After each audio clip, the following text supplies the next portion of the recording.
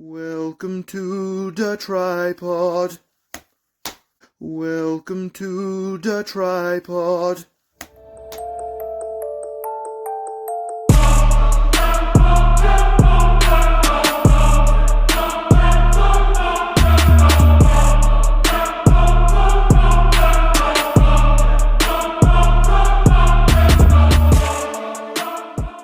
Hello, pretzels, and welcome back to the tripod. It's your boys. We're back. We're here talking wrestling. Shouts out to Larry, the sheriff, JH, everybody. But major shout out to a movie I should have included in the horror movie Chromos right behind me. Killer Clowns from Outer Space is a classic. I love it. However, I didn't know what JH and old Chris Zank's feelings were going to be about it. But personally, one of my favorites of all time. My friend's favorite as well. Gentlemen, I have been advised to tell Father Fitty to take a siesta because we're about to discuss some garbage. It's Wednesday night, and you know what that means. It's time for us to drink. It's the All-Atlantic Championship. It's Orange Cassidy versus Wheeler Yuta. This was a very fast-paced match between former friends. Claude comes out and slaps Yuta for not being vicious enough. Yuta then proceeds to Tyson Orange Cassidy, chomping away. Are Yuta and Claude heels? Mox? Who knows? Yuta dominates match. Yuta with the goat stomps. Orange Cassidy reverses the goat stomp, stomping Yuta's face from the ground. I like that. Holding on to Yuta's arms. Then Orange Cassidy hugs Yuta because you got to give... Nope. Yuta headbutts Orange Cassidy's chest. Tons of reversals between the two. Orange Cassidy wins with the orange punch. Orange Cassidy opens arms for a hug, but Claude comes out and tells Yuta to get his ass over here. The kickoff to Dynatrash, Cesar. Should I get the mic yet, or are we've saving the mic for a little bit? No, because you know what? When I actually watched this trash, when I was sober, wait, you were sober?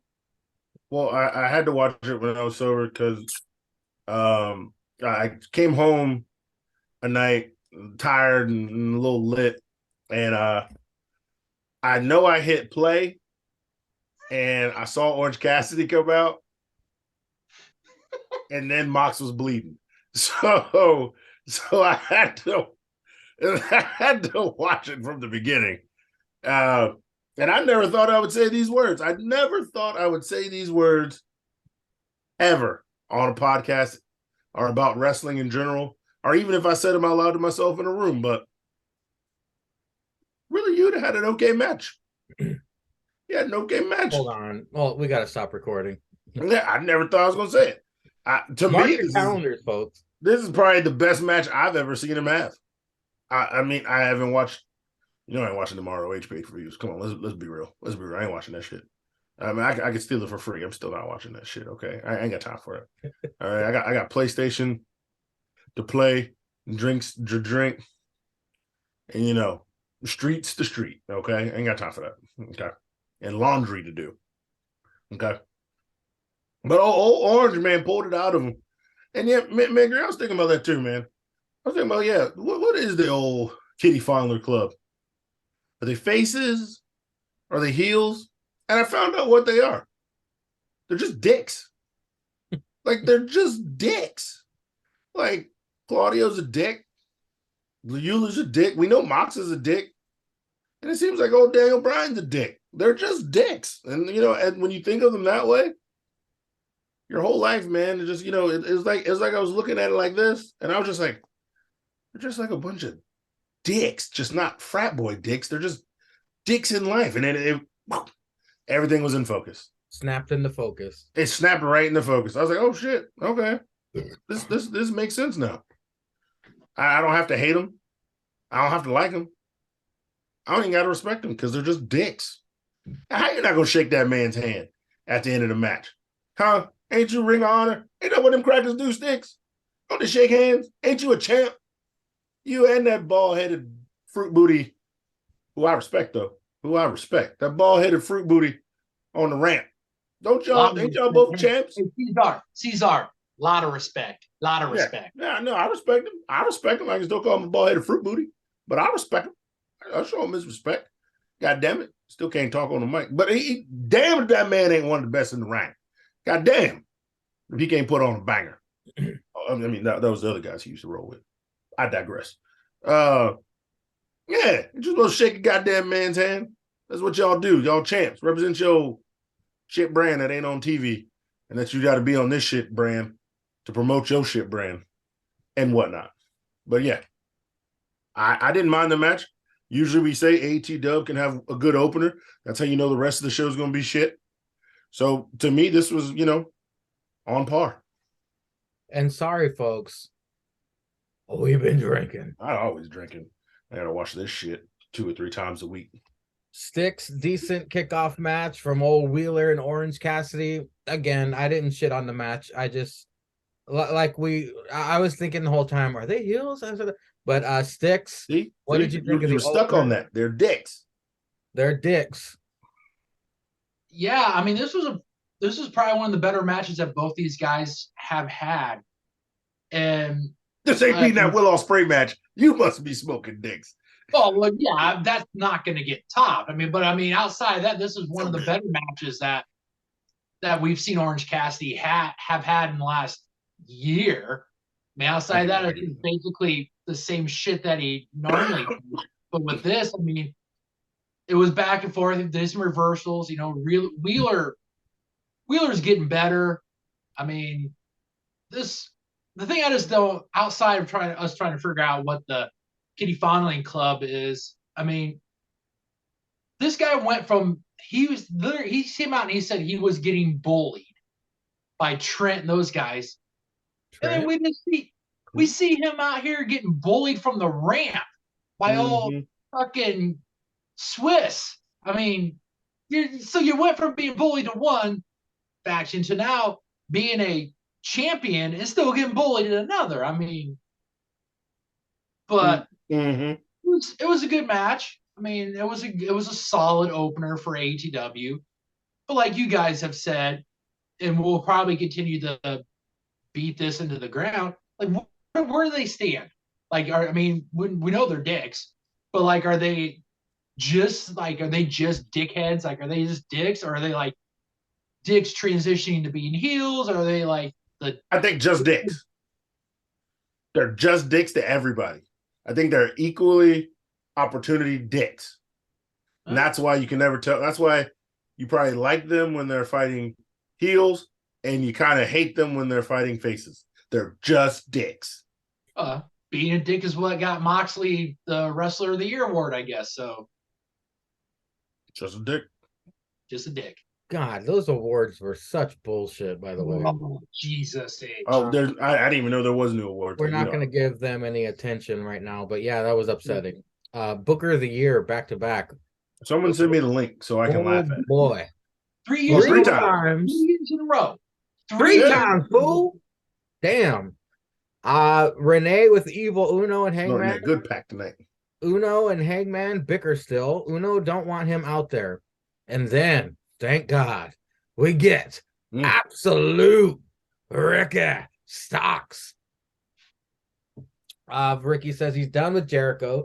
Issues open challenge, but it's fucking Jericho. He comes out looking like a porcupine. Says you are not done with Chris Jericho till he says you are. You want another match with me? Good luck with your open challenge. Pretty Peter Avalon accepts challenge and eats Spiky Judas effect for it. Jericho gets in ring and basically accepts the match between himself and Ricky, and JAS is barred from ringside. What a confusing segment. What a confusing fucking segment. I'm glad we got to see Ricky so he wasn't sentenced to Rampage like he has been, which, by the way, the ratings are terrible for Rampage. But I did. Nobody watching that shit. NBA's on right now. Lee Moriarty and Big Bill with Stokes versus The Acclaimed. Caster says Bill's girlfriend texted him that Bill's SAWFT. Crowd is loving The Acclaimed, of course. The Ass Boys come out, punch Daddy Ass, Acclaim win. All right, Sticks. let's just go right to absolute Ricky Stocks and that confusing horseshit segment with Jericho. Yeah, I mean, the only thing that was good about it is that, like you said, we had Ricky on our TV set. I mean, you kind of had to figure this was going to go to Revolution, but Jericho coming out is, I guess, Painmaker, porcupine dress coat, and basically saying he was done. Ricky's like, hey, that's fine. You're done with me. That's fine. That's why I'm having an open challenge. Like he said, my theme song says it all. The Revolution will be televised. I'm going to be on Revolution. I'm going to have a match. Mm-hmm. The guy came out. Somebody came out and accepted it. Jericho, like the jolted ex-lover, it's like, I'm not done with you yet. I'm not done with you yet. So ends up half-assing and makes his way down the ring, and Ricky gets what he wants because he got what he's wanted, because as soon as Jericho signed the contract, made the addendum, Ricky had the flash those pearly whites, that nice little smile and the eyes. He got what he wanted. But I mean, it was good that we got Ricky. This was just to get Jericho TV time on Dynamite, and we got the match. Well, Ricky got the match that he wanted. I mean, I think the three of us could come up with 3 better matches for Ricky that would actually help him get back towards climbing to get that AEW title shot. But hey, I mean, Jericho ain't got nothing going on, and I guess Ricky's stuck in limbo right now. So just throw those two together, I guess. We got that tag match, Lee Moriarty and Big Bill versus the Acclaimed. Yeah, the only good thing was Max's rap down the ring. Outside, the rest of the shit was all I was gonna say. That's all I was gonna say. It was dog shit. I mean, it was shit. It was all kinds of mid. Cesar, absolute Ricky Stocks with Jericho. Yeah, he comes out in the ring. There's a bunch. This was some 6-3-16. If I ever seen some 6-3-16, Jericho got on TV, Ricky got on TV, even Peter Avalon got on TV.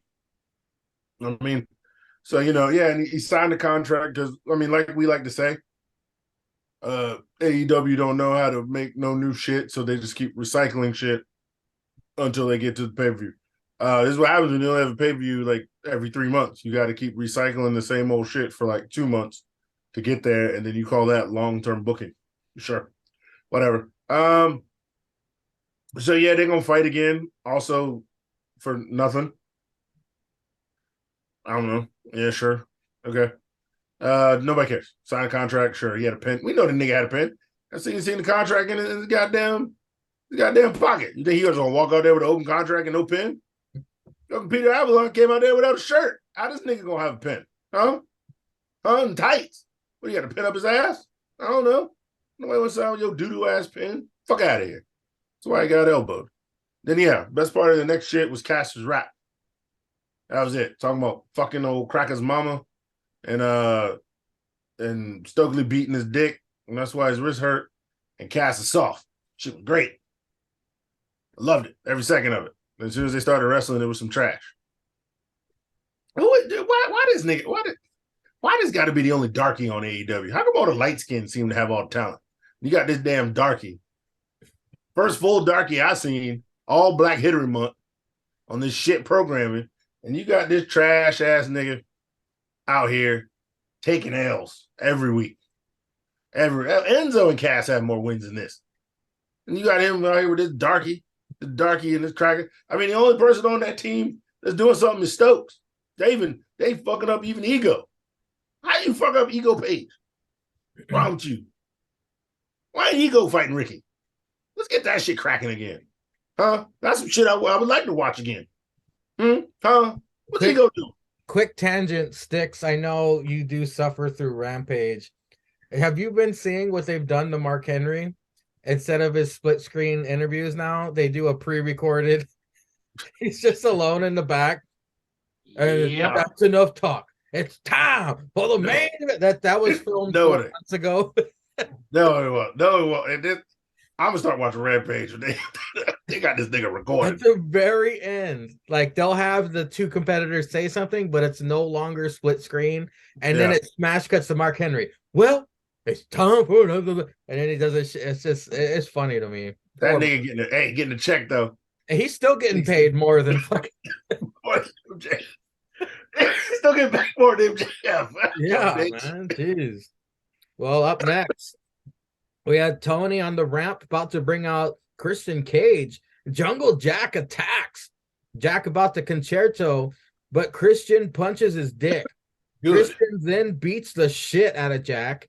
Jack busted open. Of course, it's in his contract. If you're gonna be on Dynatrash, you gotta bleed. You gotta bleed. Anytime Moxley's on Dynatrash, 4 of the people got to cut themselves. Follow the leader. Follow the no. Mhm. Up next, we had a Samoa Joe vid threatening Wardlow.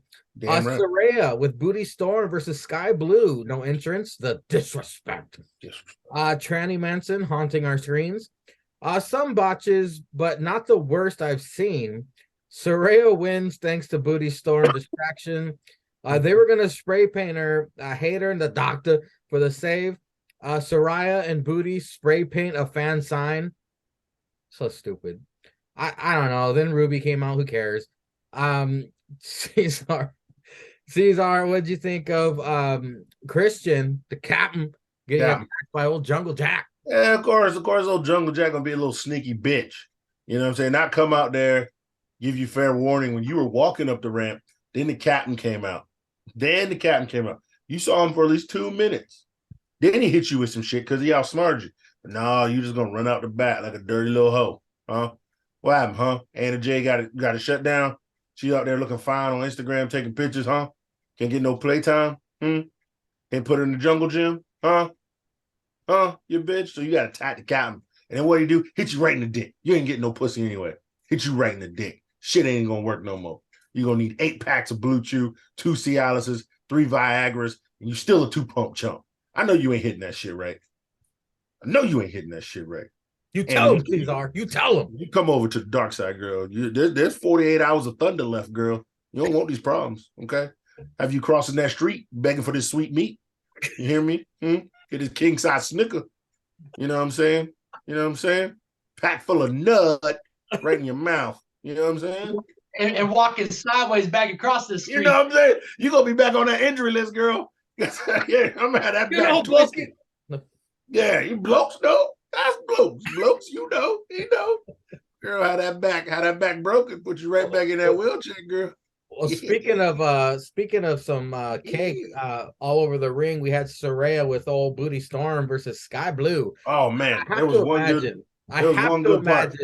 Somebody got a book out. I have to imagine. No. There was one good part of this match. I rewound this shit 4 times.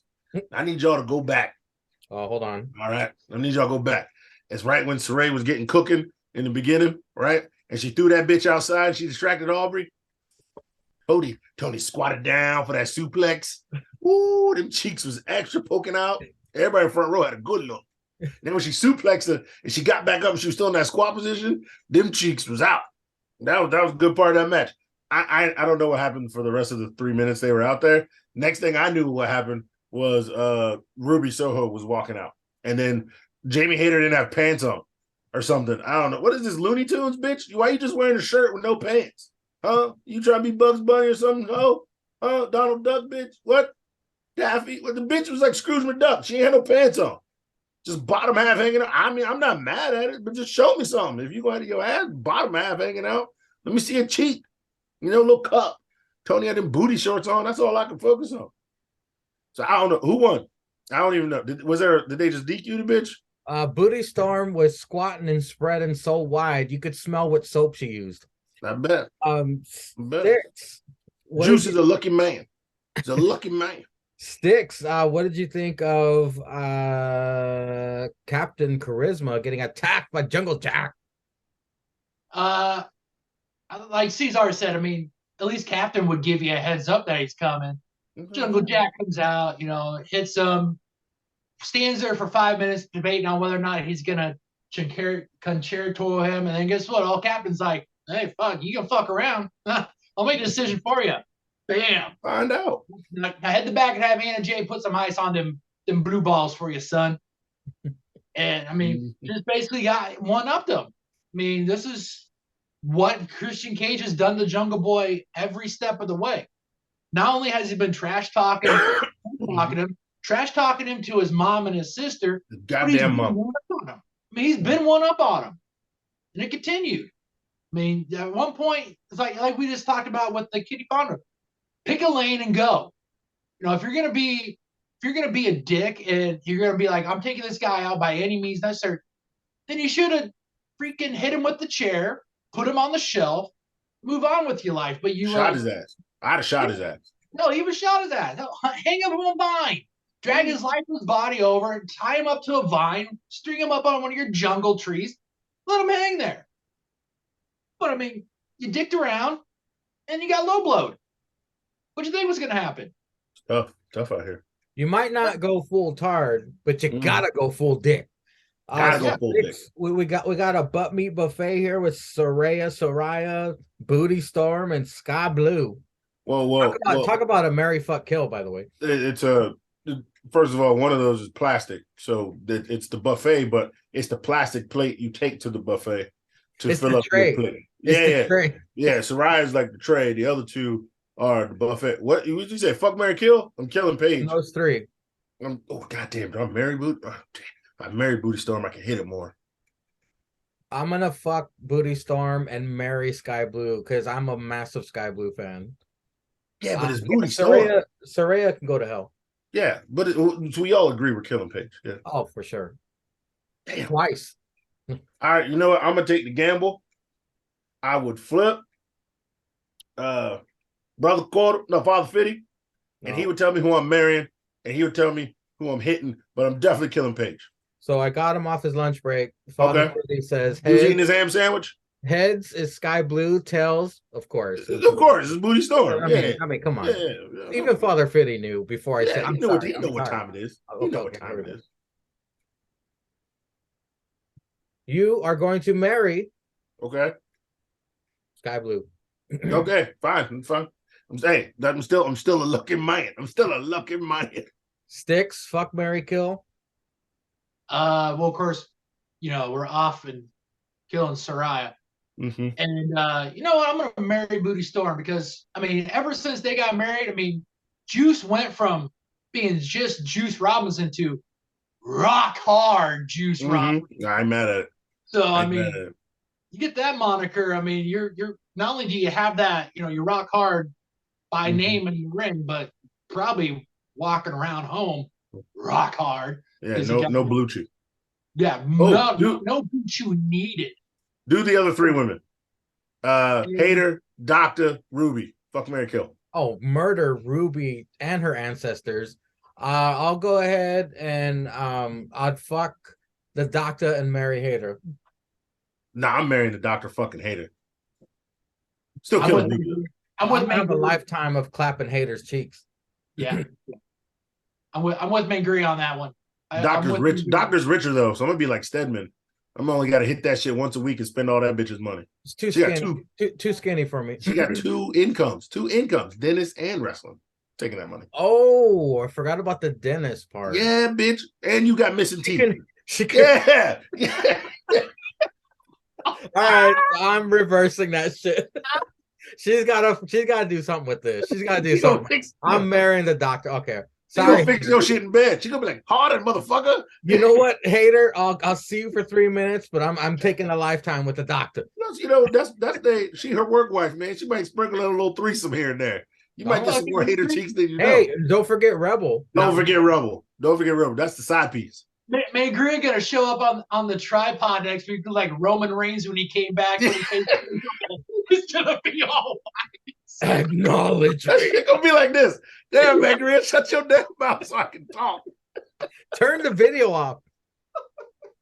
Sticks, go ahead and talk about that match if you have any thoughts. Soraya versus Sky Blue. Yeah, this match didn't seem like it had two people that just didn't like mesh. Like it was just like you said, there were some botches, but there were some misses on stuff, and they both just I thought Sky Blue looked like she was trying not to go, like she wasn't going 100% with Saraya.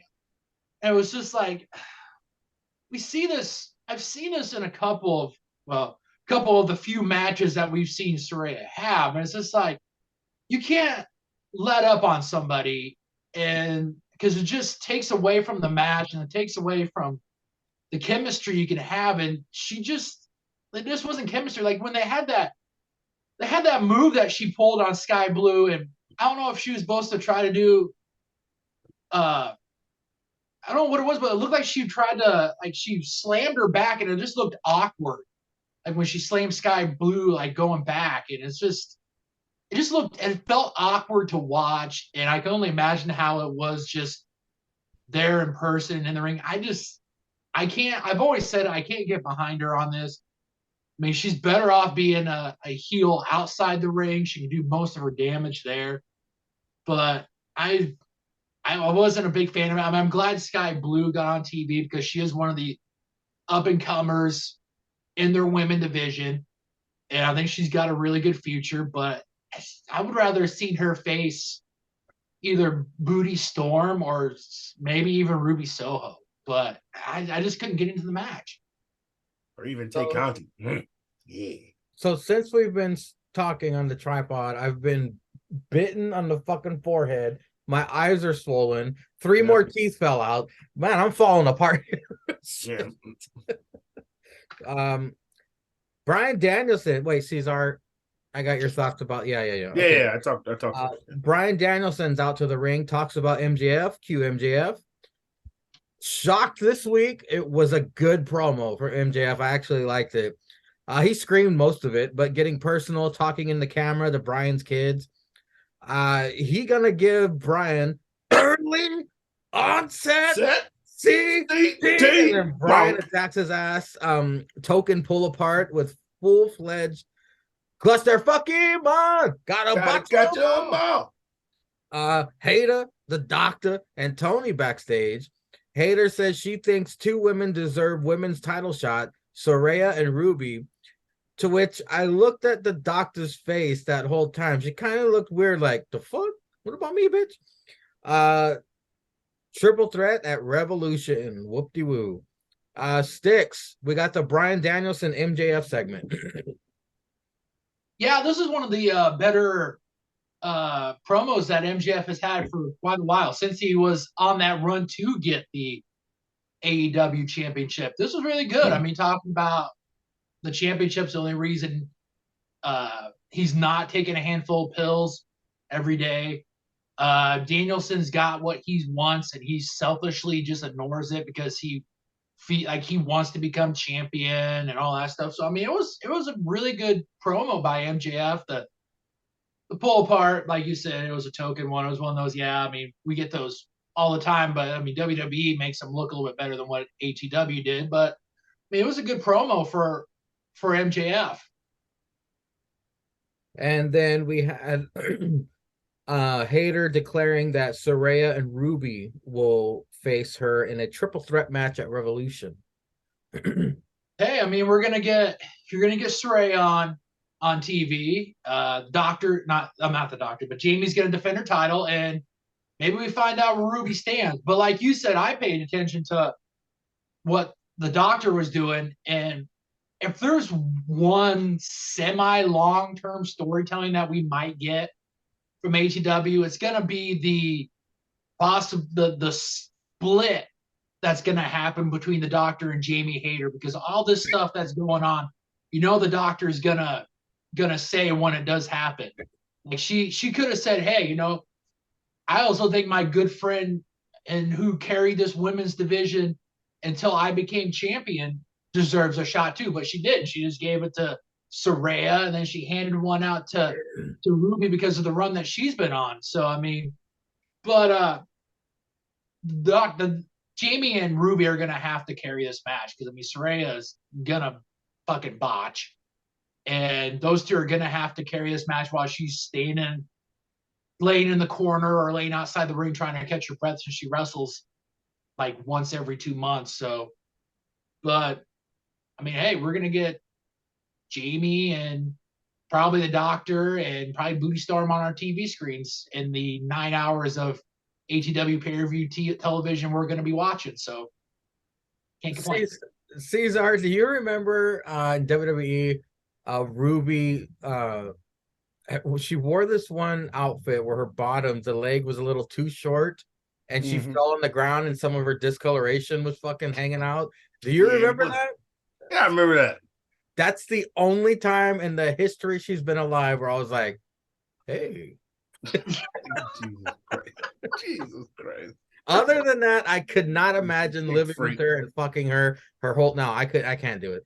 But I digress. Cesar, Bryan Danielson, and MJF. Did you reach for the remote, or did you actually enjoy this MJF? Yeah, no, this is back. This is old Max. Okay, old Max show back. I fast forward through the damn Bryan part. I don't need to see his part. But yeah, this is old Max. Okay, old Max. I mean, I guess he just needs more fucked up shit to happen to him because his fiance did leave him. Oh, that's real? Yeah, no, that was a shoot. That was real. Oh shit! He was engaged and that bitch left. Wow, he probably left like this 100 weekend or something. Like it's still fresh. Damn. She gone. So yeah, old MJF came back. I guess she didn't like the stories of him getting head in the car and throwing the bitch in the driver's seat. I don't know, but I don't know. But yeah, him talking to the mic, hey kitties, it's old Uncle Max. I was like, if this nigga say Uncle Max, I'm turning this shit off. This shit's goated. And sure enough, he said old Uncle Max. He said he gonna punch that nigga head in and break his arm so he can't hold him. This is good shit. Pull apart, I could have lived without. But this is good shit. Then what was next? Oh yeah, then this bitch had another promo. And I was looking like the Doctor. When I heard the promo, I was in there like, okay, all right, hater, she hot, she on fire, she a little mad. Tony back there holding the camera, wondering why this bitch ain't got pants on. He was like me. He's like, damn, is she just really wearing a belt and thong in her there, or this bitch has some shorts on? I don't know. But he was like, I can't be looking too much. My wife might see me on TV, or the doctor might catch me and say something. But I saw Tony. Tony was looking. He wanted to know like I wanted to know. And she said there's two women deserving of a championship bout. And I said, oh, okay. 2 women deserving. I can get behind that. Who they gonna? And she said Ruby Soho. I said, Ruby back. She's not on her losing ways. She's back to getting dubs. She's beating some bitches. I can respect that. I can respect it. Because you got to slap together all these matches within the next 2 weeks. So if you want to fight Ruby Soho, she's been on a run lately. I think they said something like she's won 6 out of her last 7 matches. Who am I? Who am I to say Ruby Soho can't have a match? And then that bitch says Sarai. Now, I know records matter. And I know I want that lit because I told you I watched it sober. But when I saw this bitch walk out, said she was 1-0. And then she fought Sky Blue. It was also like 0-2 or something. And then she deserves a title shot. On what? On what? She ain't even got no laurels to rest on. Bitch neck been broke for the past 8 months or 2 years. I don't know. How long that bitch neck been broke, Sangria? I don't know. JH, you got homework. How long that bitch neck been broke? Just text me in the chat. Look up how long that bitch neck been broke and then put page so Google know what bitch you talking about. Well, it's probably been broken since she had that backstage match, the greatest match of her career. It's probably been I was gonna say, I don't know how long her neck's been broke, but that pussy been broke. We got proof. That back got work. Yeah, that back got double. She was in a 2-on-1 match in the back. That shit was getting thrashed. But yeah, Jade, you got homework, you son of a bitch. Look that shit up. So I was like, is that what happened, huh, Tony? If I go out here and break my neck, and then I show up and have a match against, I don't know, Adam Cole, baby, and then beat Pretty Peter Avalon like 2 months later, can I get a top shot? Is that how it works? Huh? Me, Moxley, and MJF could have I get top shot? I don't understand how the math ain't mathing. All right. I'm not even Asian or a mathematician. So I can't figure this shit out. I called Big Papa Dunk, on my phone. I said, Scott, this bitch wrestled 2 matches in 3 months. She get a title shot. He goes, I never thought I would say this. He goes, Scott's white ass said this. Big Pop Pump, He goes, nigga Steiner math couldn't even figure that shit out. And he hung up the phone. He hung up on me. The dirty bitch. Called me a nigga and hung up the phone. Wait, he said the N-word during Black History Month? During Black History Month. Scott, no, he can't drop no N-bombs on Black History Month. He lucky I ain't have plane fare and I had to go to work. Otherwise, I'd have flown down there and slapped this bitch ass. But he know he got one coming. Okay, you heard it here first, Scott. Okay, motherfucker, you got one coming. Okay, because I know where you at. I've been in your house. I seen the 48 Asians in the room. I was there. So yeah, sure. You gonna throw some shit together and have it through? Bitch could have put anybody in the match. Could have put Booty Storm in the match. So you're saying if Styx breaks his neck, yeah, comes back, he defeats the Murder Hawk and Jake State Farm, and his ass is getting a title match. Double or nothing. Yeah, I seen it. Then book it. Who the fuck is really in charge? That's the best booker right there. That math is that's dollars to the best booker. Dollars. Well, moving on. Watch your way through life. Speaking of cluster Pokemon, 40-team battle royal for a spot in a tag title fatal 4-way. That's a mouthful, folks. Mark Briscoe is the best part of this. He ran out there screaming at Smart Mark and beating down Josh Woods. Mm-hmm. Thanks to the worst Khali, Jeff Jarrett wins Battle Royal, eliminating Trent last. Zenka just threw up in his chick sniz. If that wasn't bad enough, House of Black Magic crack a shit video, they want the elite. If that fucking shit wasn't bad enough, Tony Skeets has an announcement. He has Adam Cole, baby, do it. It's a new show, AEW All Access.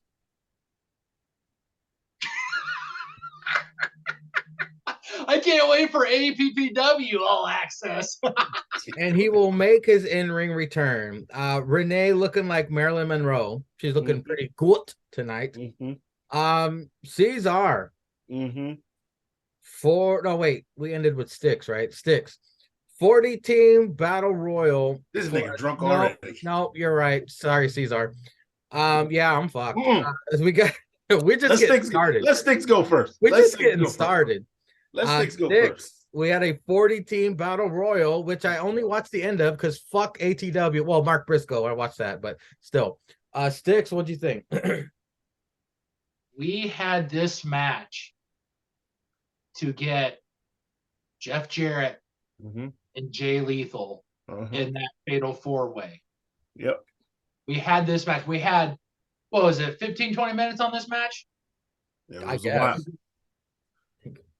Yeah. Yeah, this is why. There are days when I look in the mirror and I know what I got to watch, how much wrestling I got to watch. I debate on whether or not I'm going to hang myself in my shower curtain. I mean, seriously. I watch this and I'm literally thinking as I'm watching this, I know what's going to happen. You saw Satnam Singh, the WNBA reject, shuffle its feet around the ring to try to make sure those guys don't fall and hit their. Yeah, I mean, you know what's going to happen.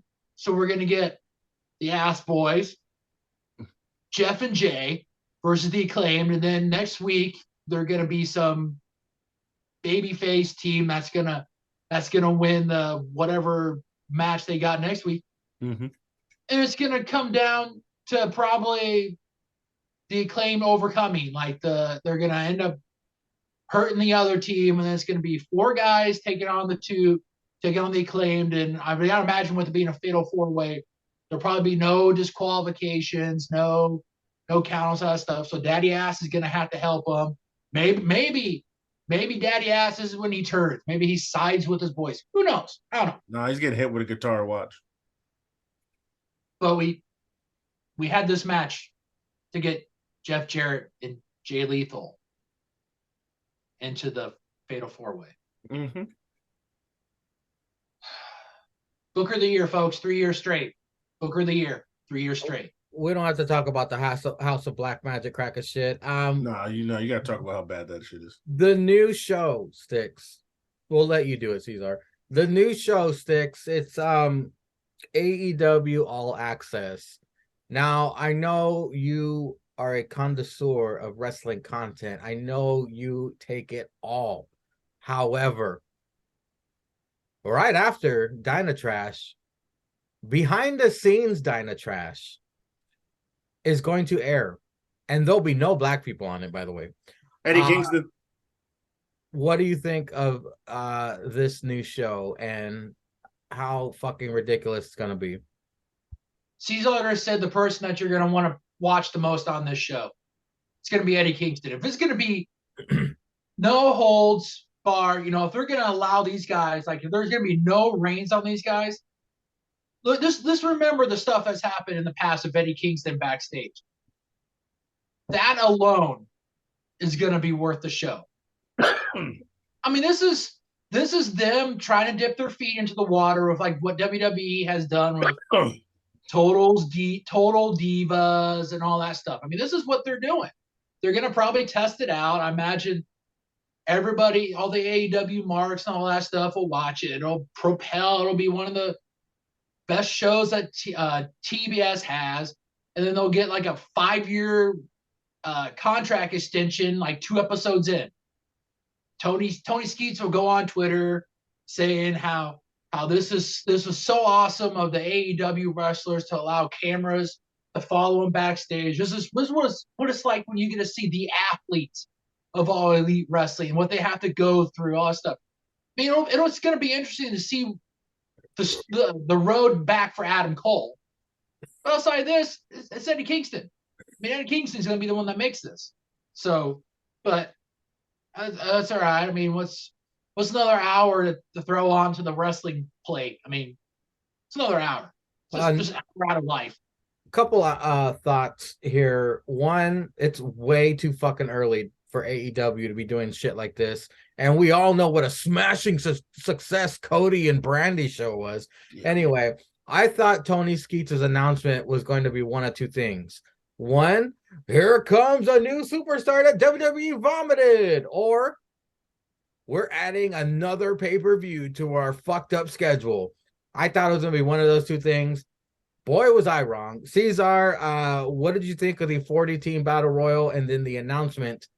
Oh, and then, if you want to dabble in the Black Magic Cracker shit, you can.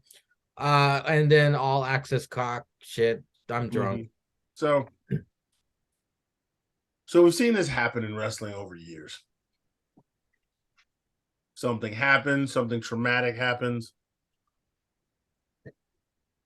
Then there's a reaction to that something traumatic happens. And sometimes it's great. So sometimes it's sad, but it's great. Edge broke his neck. Christian got the push. Eddie died. Rey Mysterio got the push. Briscoe dies. The other one's on AEW. Tearing it up. Jerry Jarrett died, and Jeff Jarrett still exists. This is some trash. So I got to tell you guys a little story. I watched this, the other day. No, it's a story. It's not a rant. It's a story. I watched this the other day, and I said, okay, I got to do it. I got to see. What y'all don't know. Every February, niggas get one phone call they can make. One phone call. Now, this is a tradition passed down through years of, nigga magic and shit like that. It comes from the dark belly of the underworld. It was taught to everybody about the Black Panther. Okay. So I had to go to the hospital. I had to call up my cousin. I had him stop my heart so I can go to the spiritual realm, and I had to call God. Well, I had to page him because I knew I'm going to hell and I wasn't ready to go yet. So I had to page him. I had to page St. Peter. He got back to me, and then he gave me the phone, and then God called me back, right? I only had 5 minutes. This is my one call. I mean, this is why we don't get reparations. We get a call to the God or the devil once every February, okay? So I made my call, and I said, God. He was like, yo, what up, man? I was like, look, it's your boy, Big Carpet. He goes, oh, yeah, I got you. He goes, it's God. He knows everybody. And I said, hey, man, I think St. Peter been sipping in that wine again because he took the wrong double J. And he goes, what you talking about? I was like, you took Jerry Jarrett. You were supposed to take Jeff. You supposed to take him in the middle of the ring last week. And he goes, I don't think he got it wrong. I said, bro, look, I know you're busy, hurricanes and shit, school, whatever. Crazy motherfuckers everywhere. People love Jeffrey Dahmer now. I don't know. Bitches love it. They love, crazy shit. I know, man. World's fucked up. Nah, man. Jeff was going on vacation and he has sloppy handwriting. He took Jerry Jarrett, not Jeff Jarrett. And he was like, no, it was supposed to be Jerry Jarrett dies, Jeff Jarrett gets a push. I said, no, man, no. It was supposed to be Jeff Jarrett dies, Jerry Jarrett gets pushed down some stairs. Y'all wrote that shit all fucked up. I'm like, you need to come back and kill this nigga because now he going to the pay-per-view to fight the Acclaim and I got to watch this shit. And he was like, look, bro, he already been dead for like 4 days. You should have called me like right after. I said, nigga, I was busy. I was at work. You wrote the script, you piece of shit. He said, that's why you going to hell, you fat fuck. And he hung up on me. All right. So I wasted my 5 minutes on a phone call arguing with God. Okay. I'm sorry. I tried to fix it.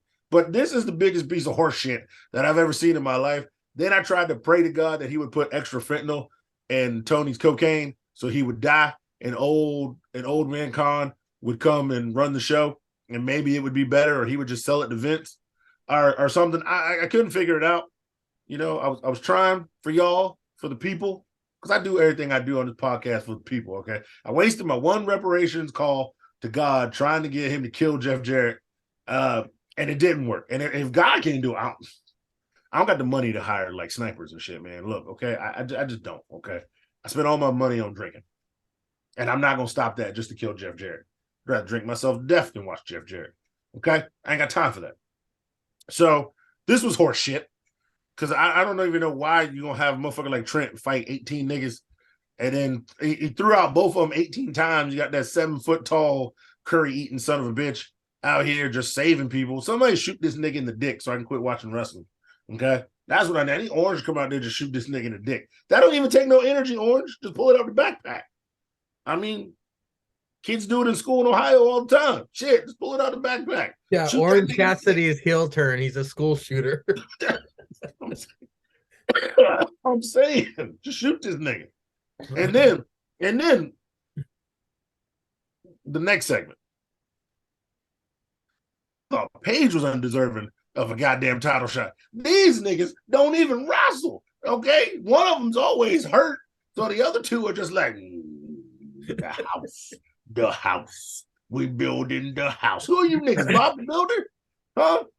I ain't seen the house together, nigga. The house is back together. I don't think I've seen this shit since year one. Since Buddy got fired for trying to bang Ray's daughter or some shit. R. Kelly ass nigga. I ain't seen the house together since year one. That thick neck, no knee having ass cracker was broke. Buddy was broke. Alistair was trying to fuck his wife. He fucked her so hard he pushed her Audi back out, and then she got rehired. So then they won't having sex because they in 2 different shows. And now these niggas back, and this bitch Julia still don't talk. He shot the black skeet in the soul, and she looked like she got black dick in her mouth. She don't talk. Didn't you hire the bitch to be a mouthpiece? Let the bitch talk. He's in there. The house. Let me move over for this thick neck nigga. That's gonna be in my screen. Yeah. Then he come in. The house. Oh shit. We only in a 9x7 frame. We both gotta move over for Buddy to come out with his non-tattoo having ass. Then this pale nigga come out, the house. And then this bitch come out the back. I said, oh, bitch, I almost punched my TV. I ain't see her little ass right there, man, looking like that damn Megan doll shit. Boy, I was about to swing. I seen that little evil bitch. Okay, she ain't fucking around. All right, I was about to swing on that bitch, punch my TV. Now I gotta go back to work, buy a new TV. Suing Tony. What happened to this piece of shit? Something else happened. All access. This nigga made an announcement to have another nigga make an announcement. Nigga, what kind of dope is you on? This nigga said, I'm gonna pay money to put on Twitter, the book, Instagram. Tony Khan has an announcement. Use airtime an hour earlier to say, I got an announcement. I'm here with Tony Khan. with his announcement. My announcement is Adam Cole has an announcement. Nigga, what? Did you waste my time getting yourself some sticks 316 to tell me another nigga had an announcement? This nigga really said, this is how much of a dick I am. Fuck the Kitty Fondler Club. I am telling y'all, Adam Cole has an announcement. Off the new cocaine. Get the fuck out of here. The fuck, get all the way the fuck out of here. They're all the way. I don't even look at the definition of all the way the fuck out of here and go there. Nigga tell me I got an announcement to have it. I don't even give a fuck what the announcement was. Nigga said, I got an announcement to tell y'all this nigga that I pay has an announcement. That's some slave shit. Nigga, that's some slave shit during Black History Month. No, I'm not gonna tell you I have an announcement. No, I'm too important for that. Hey, nigga, come tell these niggas that I got an announcement and what the announcement is. I'm out.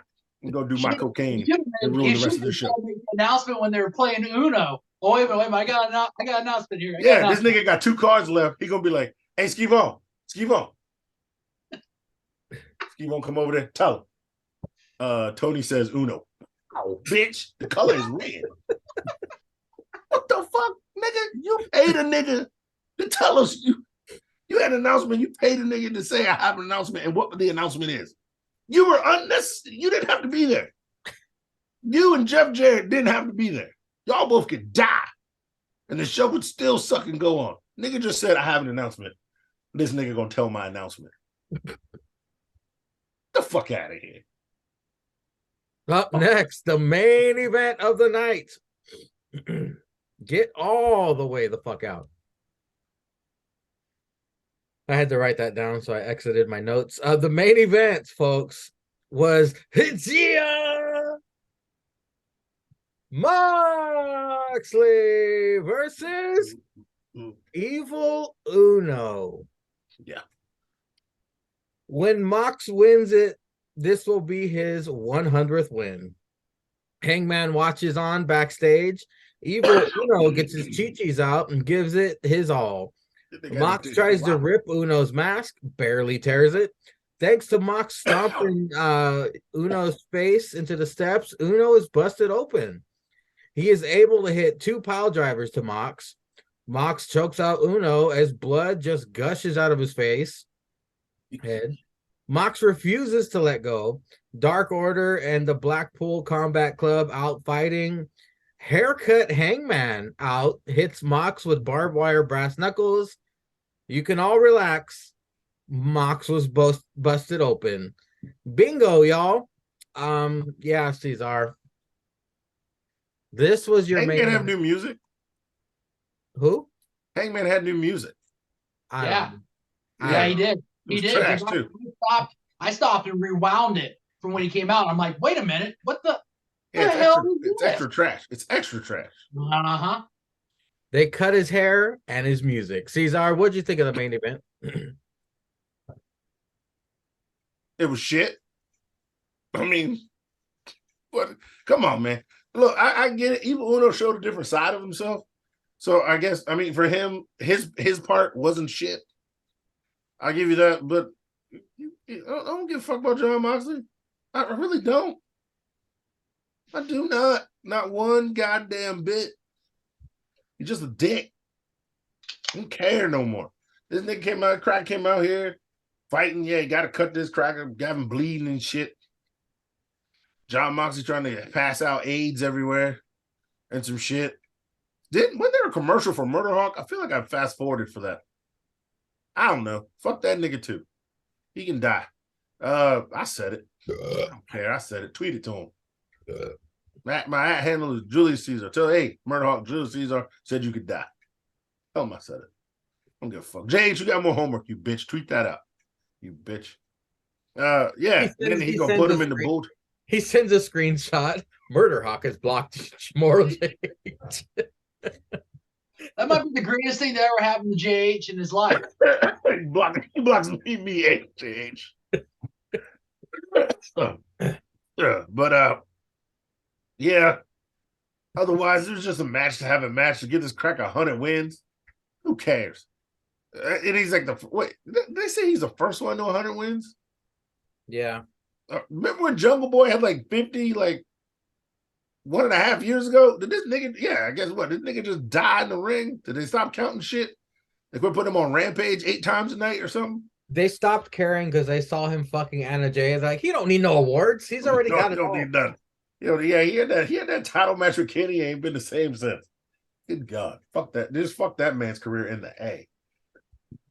But yeah, just if you want to give a reason, there was no reason John Fuckery should have been bleeding during this match. And then, this cracker going to come out with barbed wire knucks, cracking the dome, and he bleeding worse than Flair back in the 80s, just spilling period juice everywhere and spreading AIDS and hepatitis C or whatever the fuck else he got. I kind of need this nigga to start drinking again. At least his matches were better when he was a drunk. Sober Moxley is some trash. I don't know. This nigga need to do something. His promos were better when he was a drunk. He's just like, mad violent, and I get it. Now he just seems like he's trying too hard. And them other crackers, what was they doing? Them other crackers. Well, we know Cesaro was probably whooping that cracker's ass. But, hey, nigga, I ain't jobbing no Wheeler Yuta. I'm in Dark Order. Nigga, we used to run BTE. We had to get kicked off because we was too real. It was about to be called BT Order, nigga. Shit. You crack-ass crackers out here wasting my goddamn time throwing together this shit show. Only 6 matches. We are a week away, nigga. Today's Sunday. This shit-ass pay-per-view airs 7 days from now, and there's only like 6 matches on the card. And I know this shit is 17 hours long. This piece of shit is really starting to piss me off, and I'm going to go float. I'm going to shoot somebody. I'm going to shoot Tony. Watch. I'm going to go Jacksonville. I'm going to shoot Tony. They're going to cancel this pay-per-view, and then I'm going to have a free Sunday next Sunday. I don't know what y'all going to do, but I'm going to be free. I'm going to be out here in these streets watching XFL, yelling at The Rock, calling him a piece of shit, and watching old niggas trying to get some of their glory days like Uncle Rico and Napoleon Dynamite. I'm going to have myself a good old time and not have to worry about watching that bullshit and giving nothing to beer cheese and saying dandruff ass dust, when we do this show.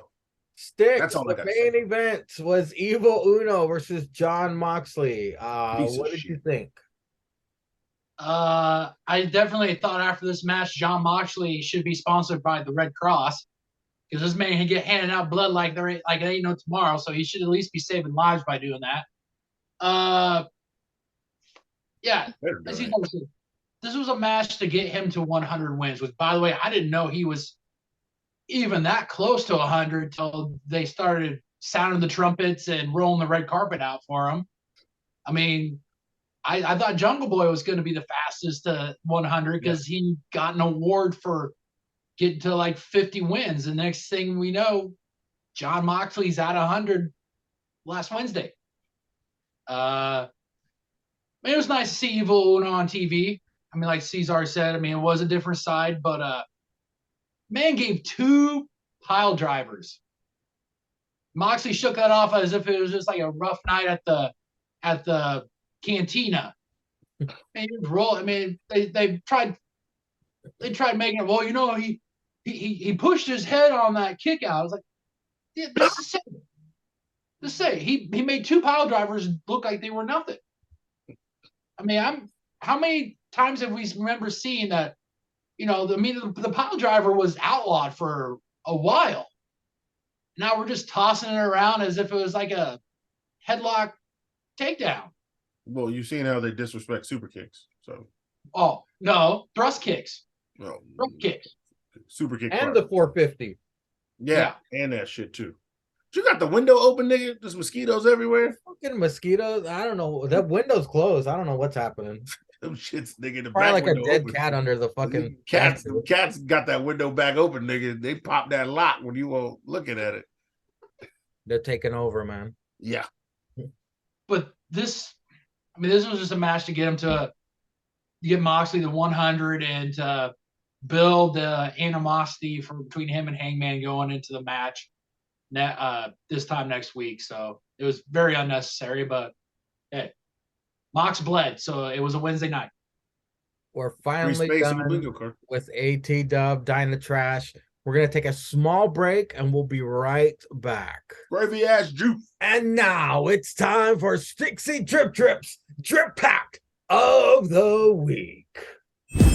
We own the night, not trying to get a copyright violation here now.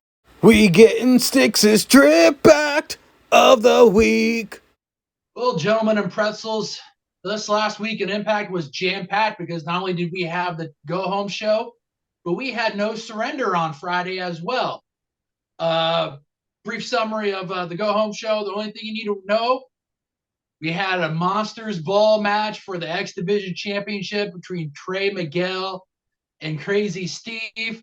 Hell of a match. Monster Ball matches have always been good. Crazy Steve did a throwback to Abyss with a nice I don't want to say a 2x4, but a nice piece of wood with a bunch of shit ton of nails on it. You had thumbtacks. You had plywood with barbed wire on it. Trey Miguel ended up retaining. It was a really good match. No Surrender. All the champions retained. Two things out of No Surrender. One, the most fun match to watch involved a man who opened the show last week for the tripod. The dot combat match between the tripod favorite Joe Hendry and Dancing Moose. I mean, instead of thumbtacks, Joe Hendry brought out a bag that had computer keys in it. That was off the keyboard. The man brought a virtual reality headset, put it on Moose, and we got Dancing Moose. We got Dancing Moose going from a club to his intro. Joe Hendry ended up retaining, which was good. And the match of the night was the main event. Josh Alexander, Rich Swann, both these guys, friends for a very, very long time. Rich Swann ended up slapping Josh, told him, hey, Josh wanted to do a handshake at the beginning of the match. Rich is like, I'll shake your hand afterwards. I've waited 2 years for this. Let's have this match. These guys went back and forth. Hell of a good match. Josh retained. The next actual legit pay-per-view that you have to buy is going to be Rebellion. Well, they had a fatal four-way match. Steve Macklin won that, so that's who Josh Alexander will be facing next at Rebellion. But all in all, good go-home show. Really good No Surrender pay-per-view. And that's all I got for the drip pack of the week, folks. I believe in the tripod. Thank you, Joe Hendry. This Dancing Moose shit on YouTube. That's why, man. That's why Joe Hendry is the man. He put that together. It was incredible. Impact. Let's see. I know I watched something.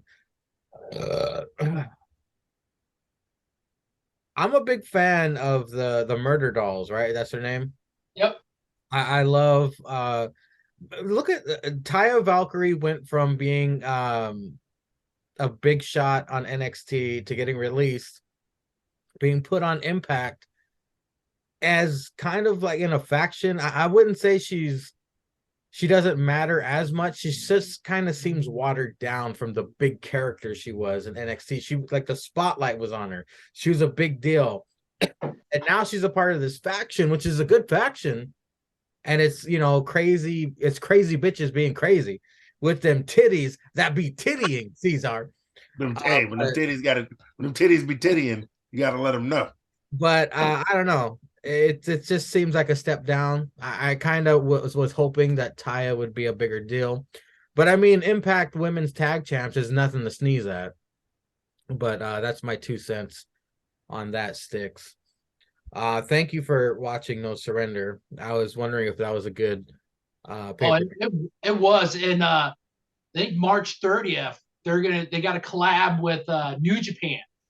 Mm-hmm. And that's gonna be fucking good because they got Kushida and Josh Alexander. I think Will Ospreay and Speedball Mike Bailey that's gonna be Oh, girl, that's gonna be a match. I mean, because Mike Bailey's putting on really good matches and Impact, and I mean, we all know Will Ospreay.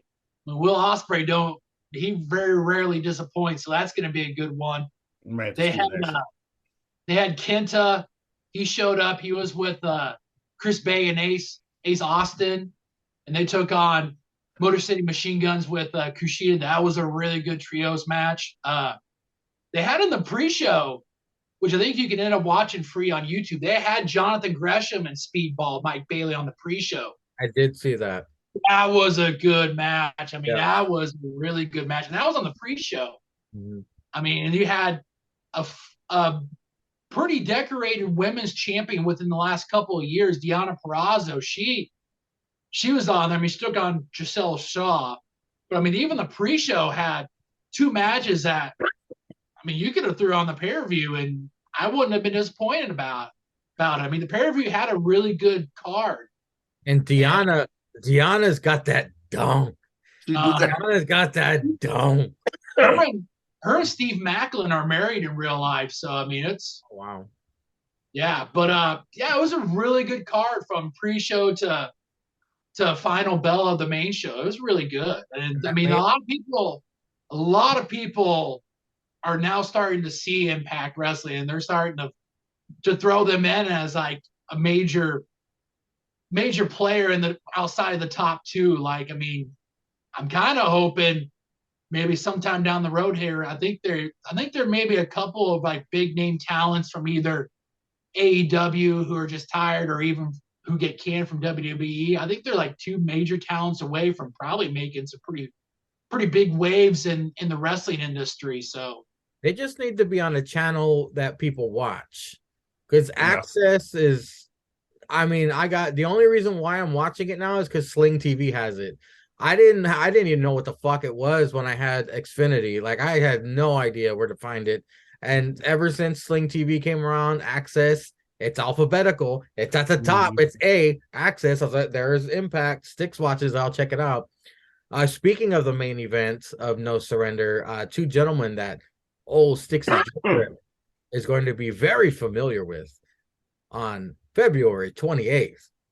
It's APPW presents the Elimination Chamber Black History Month triple threat match, winner take all. Sticks puts up the APPW championship against Impact World Champion, the longest reigning Impact World Champion, Josh Alexander, and Rich Swann. Stay tuned, folks. It will drop on Tuesday.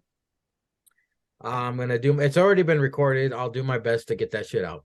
But I digress. It's time to talk about the A show of the week, and what an A show it was. It's NXT. We kicked this shit off with Trick versus Dragunov. And if you're familiar with Trick matches of the past, Trick got that fuck shit. And we see the fuck shit all the time. So heading into this match, I was like, all right, fuck shit certified. Here comes Mello. Fucking Booker T is gonna defend everything they do. Whoop that Trick. Trick bringing it to Dragunov. Humongous comes out. Trick fucking up Dragunov during commercial picture-in-picture, tossing him down, and Dragunov's head and neck strike the ropes on the way down. Humongous on commentary now. Book blowing smoke up his ass, putting him at the top of his Fave 5, by the way. This has been the best Trick Willie match I've ever seen. Dragunov eventually grabs Trick from behind and German suplexes Trick by his dick. Torpedo then for the win for Dragunov. JD and Dragunov mad Brit each other. Sticks, wow. What a fucking kickoff. You want to talk about setting the pace for the rest of the night. What did you think about this? Trick versus Dragunov. This says a lot of what they think about Trick. I mean, not only do you have him start off the show, but you throw him in a match with Dragunov. I mean, that should, and not only did he do that, but he held his own. I mean, this, like you just said, that was probably one of Trick's better matches that he's had, and it was against a legit wrestler, like a guy who has credentials. And Trick looked good against him. Trick held his own. There was no fuck shit. And I mean, this might have been the best match Trick Willie has had. And Dragunov got the dub.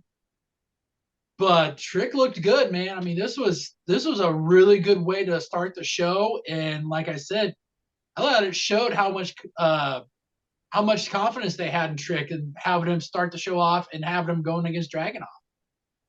It was a great start to the night, Cesar. What did you think of the match, Trick versus Dragunov? Oh yeah, so we all know. Yeah, go and look for him, Angry. Yeah, go and look for him. I don't know where the fuck it is. There's fucking Yeah, cats, yeah. man. He's already looking for that shit. Because I'm gonna say that cross-eyed fuck had a nigga out the gate. Yeah, the last NXT before Black Hittering month is over. And yeah, what he gonna do? He got a nigga out the gate. Dark chocolate Kang the Conqueror looking nigga out the gate. Getting in the ring, talking all that fuckery. Yeah, talking that shit. We all know Trick. Trick is the linguist, if you will, of Trick and Mellow Gang. And this is what I like about Trick and Mellow Gang. Trick and Mellow Gang ain't really a tag team. They're two guys who just hang out. See, the brothers. See, it only works out that way when you got two niggas in a ring. You know what I'm saying? It's not like Booker T and his brother who came up as a tag team. There's a Trick and Mellow Gang. We didn't see Mellow, come up. You know what I'm saying? Not Trick in here, talking his talk, walking his walk. We all thought Trick was going to be the Marty Jannetty of this group. But we forget, they're not a tag team. And if Trick can keep wrestling like this, girl, we might have two Shawn Mikey on our hand. I'm saying we might have two cross-eyed fucks. Because we all know Mello is him. I am. Thank you, Cesar. Yeah, I appreciate it. Where's the mute button? Appreciate Where's the mute compliment. Button? I gotta Thank find you for the compliment. Grayson, it's about turn time. this shit off. Right. Grayson, turn him off. You Turn him off. Because you Grayson, see, you Cesar, I had to start the night off with our most famous duo, Trick and Mellow Gang, at the start of the show. You see, they had to kick the show off. You're welcome, and thank you for the compliment. You don't have to suck it. How about that? This nigga here, man, always on some fuckery. But yeah, Trick came out there. Of course, man, he uses his words. He gets the crowd hype. They yelling, "Whoop that Trick!" And they don't. They done change this nigga music too. This wasn't his music. They done change this nigga's music too. Dragunov come out. Yeah, Dragunov had different music. Oh, Dragunov, yeah, he did. Yeah, he had. I'm sorry, Cracker. They didn't change this Cracker's music. I thought you were talking about Trick. No, I ain't talking about no Trick. Trick barely got music. They ain't changing that shit right now. Goddamn, I only played Trick's music like twice. They changed that shit. These niggas, wow, they got crazy budget. Default hip hop on fucking man. They be like, "Hey Alexa, play some nigga shit," and then Trick just walk out. Trick and Mellow Gang, Trick and Mellow Gang, Trick and Mellow Gang. You know what I'm saying? That's what they do. I see it every time. Trick say it in the back.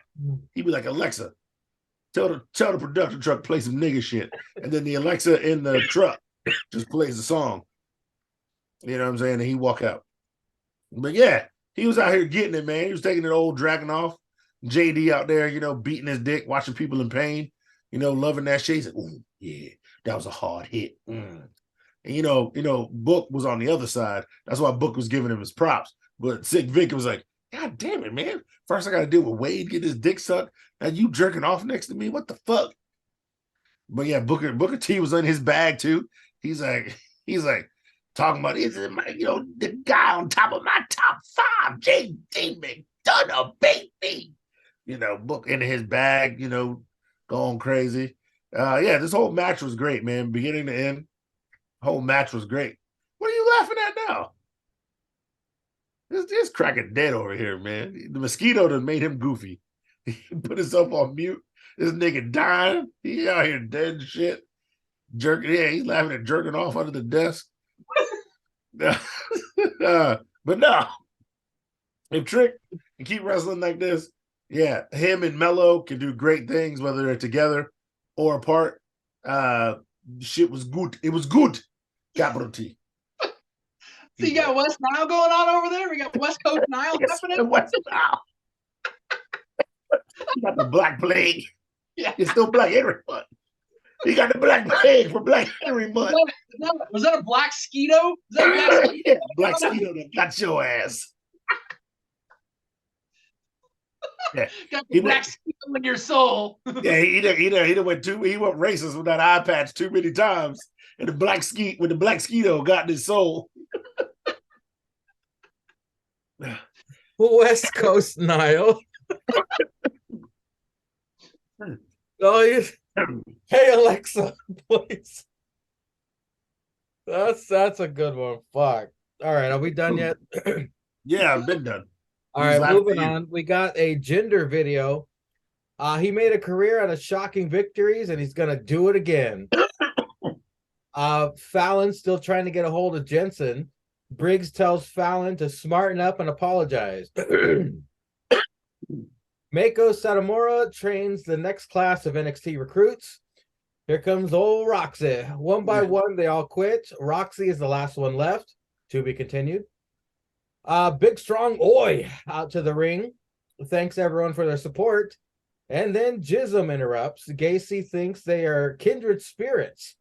All Teeth Ava agrees. She has no last name now, by the way. They surround Tyler. Chase you for the help. Nice. Before we roll into that match, Cesar, Gender's video.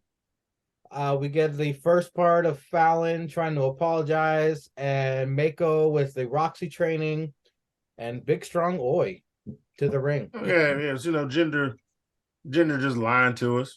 Spoiler alert if you didn't watch the end of NXT, but Gender out here talking that talk, walking that walk. We all know y'all making ain't losing this title to fucking stand and deliver. Come on, well, but he's giving us hope. I wore my Gender shirt just in case. You know what I'm saying? Just in case the most protected move in WWE gets thrown out, the Colossus. Nobody's still kicked out of it yet. Still protected. But yeah, he talking that talk, talking that fuck shit.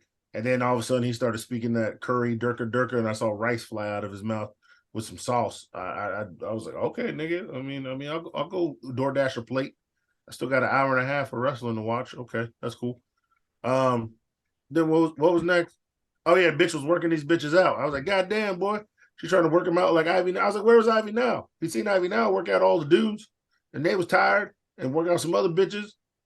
Where these young bitches ain't gonna be able to keep up with the final boss. It's the final boss.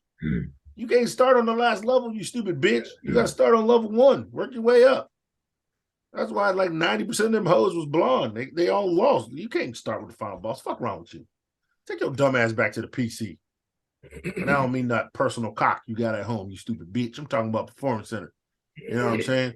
Just because you can ride a dick for 20 minutes, don't think you can step in the ring with the final boss and know how to wrestle. You thought this ain't Saturday night when you drunk off 3 shots of tequila. You know what I'm saying? Fuck out of here. 6 margaritas deep. Fuck out of it. Then what was next after that piece of shit? After that, it was Big Strong Oi out. Oh, yeah. Tell my man, Tyler Driver. He come out to the ring. You know, he just trying to talk to people, get him excited. You know what I'm saying? He's like, yeah, we from West Coast. We from the far East Coast. Sorry. Across the Atlantic. We gonna drink tea and whoop crack ass over here because I'm the Big Strong Oi putting on 10-star bangers whenever fuck y'all need this shit. And the crowd's like, you damn right, Tyler Driver. Throw that towel. You know what I'm saying? Hit that mustache, nigga. Then I was like, damn, you was the nigga in 1 year who stroked Liv Morgan and Booty Storm. You a goddamn legend. And then all the girls in the room was like, what that dick smell like? And he was like, hey, don't worry about that, bitch. I'm talking right now. I'll fuck you after the show. I'm Tyler Driver. I got energy for that. Then all of a sudden, Jism comes out. What you mean the bitch ain't got no last name?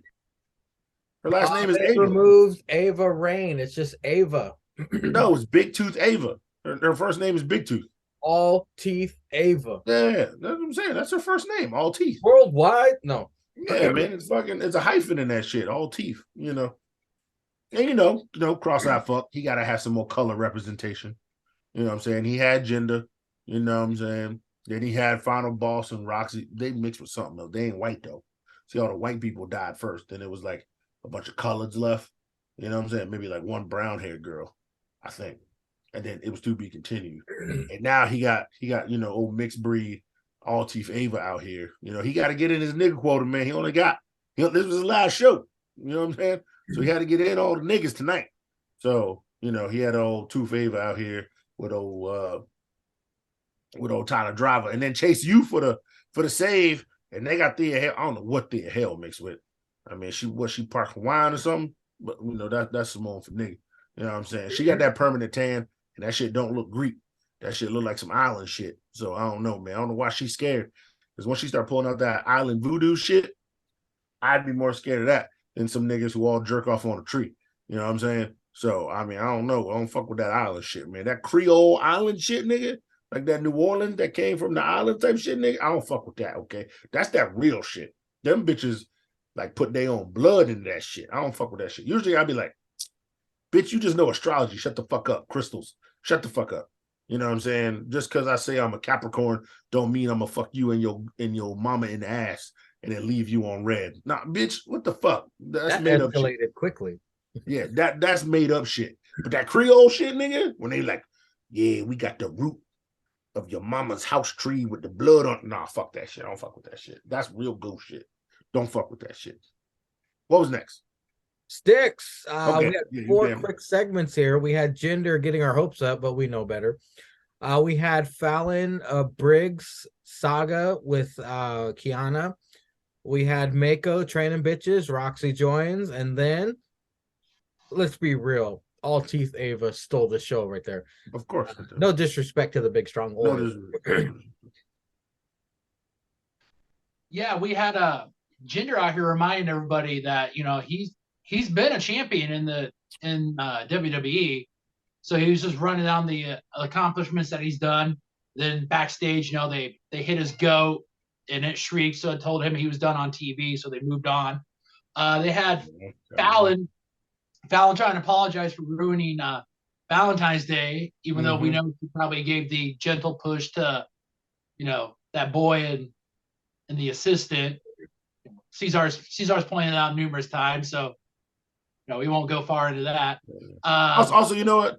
Mangria should apologize for Kiana for still doubting that bitch. And I told you it was her brother on the phone, but I digress. It sticks. Get the fuck out of here. She's cheating. I digress. Then we had Tyler Driver out there talking about how he had a few setbacks in the road. Now he's back on the road towards an NXT, going to get the NXT championship, and Jism comes out, interrupts him, thinking that maybe he's talking about maybe joining them because they're all kindred spirits, and they're not really. He's not into that stuff. I mean, that'd be like having a cult and everybody having tattoos and one member not having any tattoos. Stupid as shit. Just stupid as shit. But they all get ready to jump them and chase you in for the save. Like Cesar said, Thea Hale still looking like a little girl that found out Santa Claus wasn't real, so she's still shell shocked from that. Shame. Is Fallon's dad dead? How the fuck would I know? Because that's her dad's bar. I don't know if she inherited it or is he still alive and he just gave it to her? Yeah, nigga probably just old, man. He just tired. He probably slanged drinks for 50 years.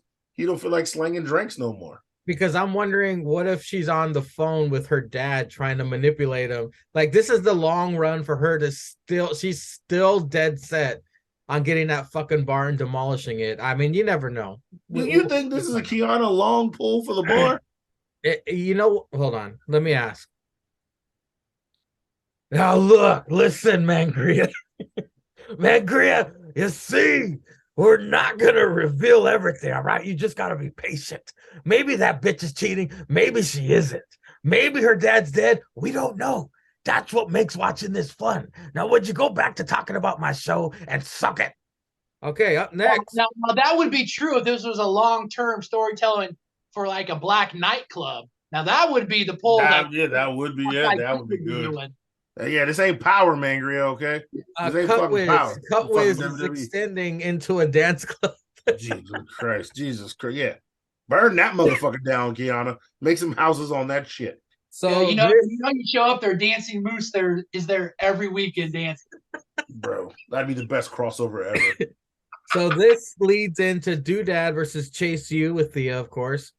Vic brings up the boogeyman kidnapping Queen Charmel. Best shit ever. Book gets upset. What did you just say? He ain't got no social security number. Don't say his name. Don't say his name. I don't know why, but I'm now a big fan of the shoulder breaker move. I haven't seen it on a regular basis in years, and the fact that Powder or Fowler, whatever, uses it, I'm a huge fan. I got to give him props. Duke is firing on all cylinders here. Andre as well. Andre makes sure all teeth Ava doesn't get in Thea's face, which provides a distraction for the doodad to beat up on old Dookie for the win. Duke is pissed. He screams that Thea needs to grow up. Mr. Stone in locker room with White Khali. Stone D and Stacks approach and want to fight.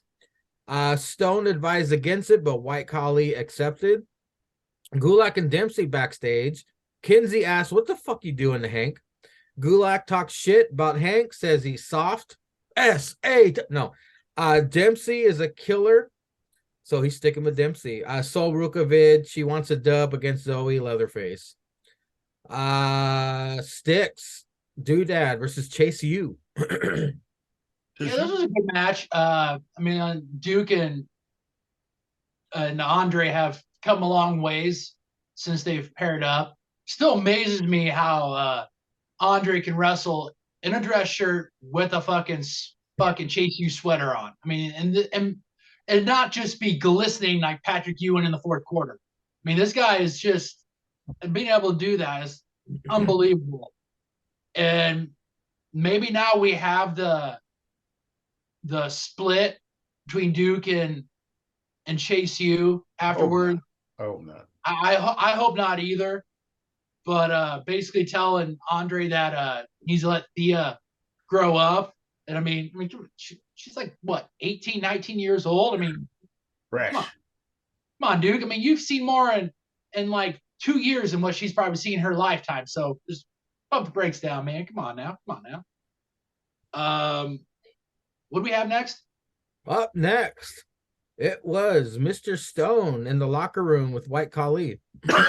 Yeah, this ain't gonna pan out till we get Brokeback Mountain stuff. This is the only way this pans out.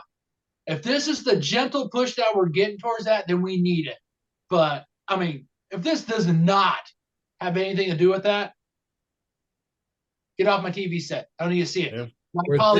We're this close to fucking Mr. Stone spitting in his hand and saying, "Here, bite on this stick." Yep. Out in the woods. We better, because otherwise you need to send Mr. Stone up to manage Chelsea Green and that'd be good for her. Send White Khali to level up, man. That's what you need to do. If this is not happening, real good for her. Yeah, because she's a Karen. She's a Karen now, and he could be like, "Listen, oh no, you better listen to her. You know, she is worth it. Like he can hype her up and shit, and she could be all ultimate Karen and shit." Well, then they would be back together because that's how it started. Yeah.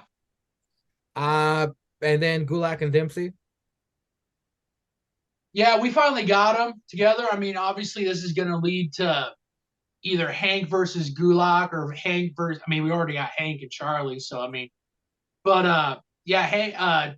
Drew basically saying that Hank was soft and Charlie's not, and he thought maybe he could help Hank become more of a hardened wrestler, and Hank's just too nice, so he went with Charlie. So I mean, but we all knew that as soon as Charlie had his first match, I mean, he was going to be a guy that didn't care and was going to hold holds way too long, and he was there to break bones and collect championships. So it just now finally dawned on Drew that that's what Charlie is.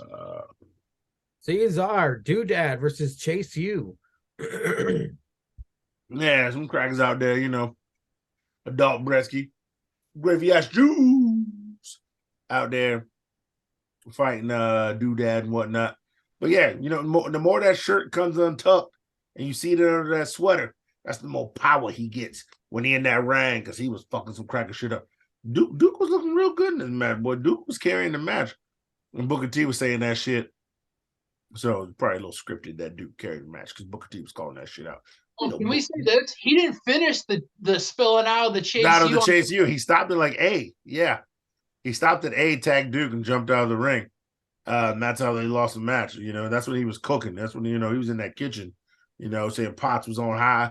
He was Gordon Ramsay and that shit up. And all of a sudden he had to tag in Duke. Duke's like, fuck you doing, man? Like, shut up, bitch, win the match. You dumb hoe. That's all you do. Go there and slam his bitch ass and act like he's an old Jake Fruit Booty who was here. You got to pin him for 18 seconds. You fuck nut. But, you know, he wasn't paying attention. Then he got some fucking tag team finisher shit on him. And he lost. So, you know, and Thea Hale crying and shit. You know, you can't have no bitches crying outside the ring, man. It's wrestling, man. Who knows what they did to her, man? They're fucking crazy white people, man. They probably were showing that bitch like midget porn or something. I'd be fucked up too. You know what I'm saying? I wouldn't be crying. I'd probably be ready to fight. But they just showed me like some crazy midget saw porn shit. I'd be all fucked up as well. I wouldn't want to hang out with those people. I'm like, this bitch got big ass teeth.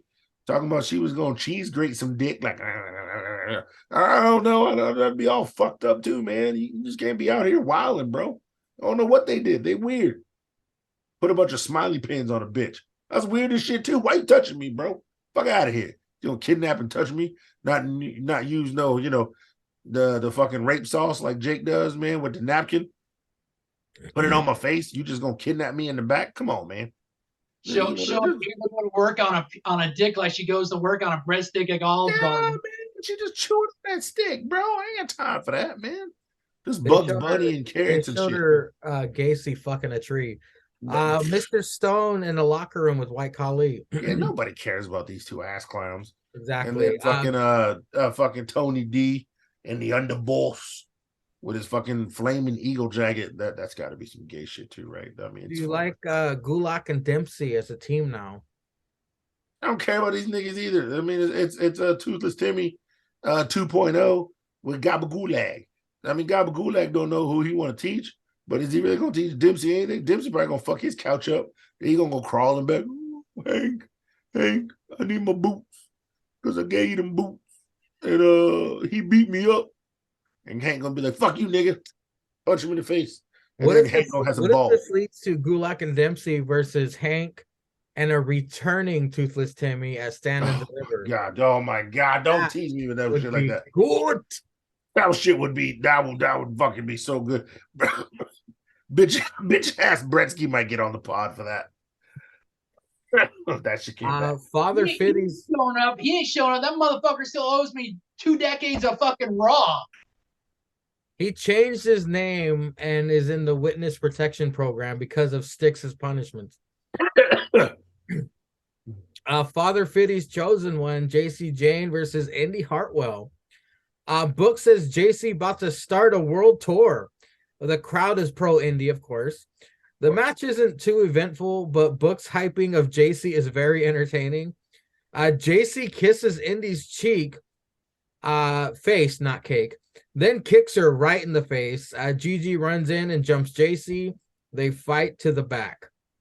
Roxy and Mako are still training. Kenzie interrupted by Zoe about Sol Ruka. She also talks shit about the final boss, the disrespect. We had Gallus versus the Hard R's. Black Hitter and Mutt. We got him. We got two. No. Book loving him some Gallus. Even mentions how they beat the hell out of the New Day. Okay, Book, relax. Pretty Deadly's man slaves come out with a happy and I thought that was Pretty Deadly. I was like, what the fuck are they wearing? But no, it's some developmental talent. Come out with a happy anniversary cake on tray table. Idris botches a rebounding rope attack. Book says he needs to slow down, man. Idris needs to slow down. Gallus pick up the win. It's the anniversary of Gallus losing the championships to Pretty Deadly. Gallus beats the fuck out of him. Pretty Deadly then attack them from behind. All right, Cesar, we got JC Jane versus Indy Hartwell. Yeah, so JC Jane starting off her singles career versus Indy. Book talking about how she'd lead her in the locker room because she say so, and she out here whooping ass. And JC Jane on her world tour just beating bitches up. Yeah, decent match going back and forth. And then old GG comes in, interrupts. So this is how it's going to be. So we get that match at Stand and Deliver. I don't know if we'll even get that match at Stand and Deliver. I don't know if they're going to give that. They'll probably have 5 or 6 matches at Stand and Deliver. I don't know whether they're going to give that the importance it needs at Stand and Deliver. It feels like a Stand and Deliver match because they were a tag team for so long and they finally broke up. But I don't know if we'll probably get it in the go home show. Maybe even the pre-show. We could probably get it in the pre-show. Roadblock. It might do Roadblock. They might do it at Roadblock. I keep forgetting about fucking Roadblock. So they might do it at Roadblock. So all right, fine. They do it at Roadblock. I'm fine with that. So yeah, good shit all around. Good storytelling. You know, they got to get Indy on TV. They're going to keep Indy on TV until she finally maybe shows up Raw after Mania. That's what I'm thinking. I'm thinking they're saving Indy for Raw. I like how she keeps doing this. Yeah. She keeps doing the Dexter thumbs up. Yeah. Gotta be foreshadowing her jump. Yeah, dude. She's got to show up. Dude, the back of her jacket says Indie Wrestling. Yeah. And they chant Indie Wrestling. It gives Candace somebody to tag with again to fight, them bitches. You know what I'm talking about. I don't care. What was next? Up next, Gallus versus the Hard R's. Oh, yeah, Black Hitter month. Old cross-eyed fuck got to get more niggas on the show. And last NXT for Black Hitter month, he got to get Book Coonan. You know what I'm saying? New Day are back on SmackDown. You got to get Book Coonan. You got to get some niggas on the show. So, yeah, Hard R's getting the Subway ham sandwich tonight. They on TV. They get the Subway ham sandwich combo. Oh, Subway. Oh, yeah, shit. Man. They got the footlongs too. $5 footlong. And a 32-ounce iced tea. Yeah, man. Yeah, they get the combo special. They even get a white macadamia nut cookie with that, man. Yeah, so they get the Subway ham sandwich.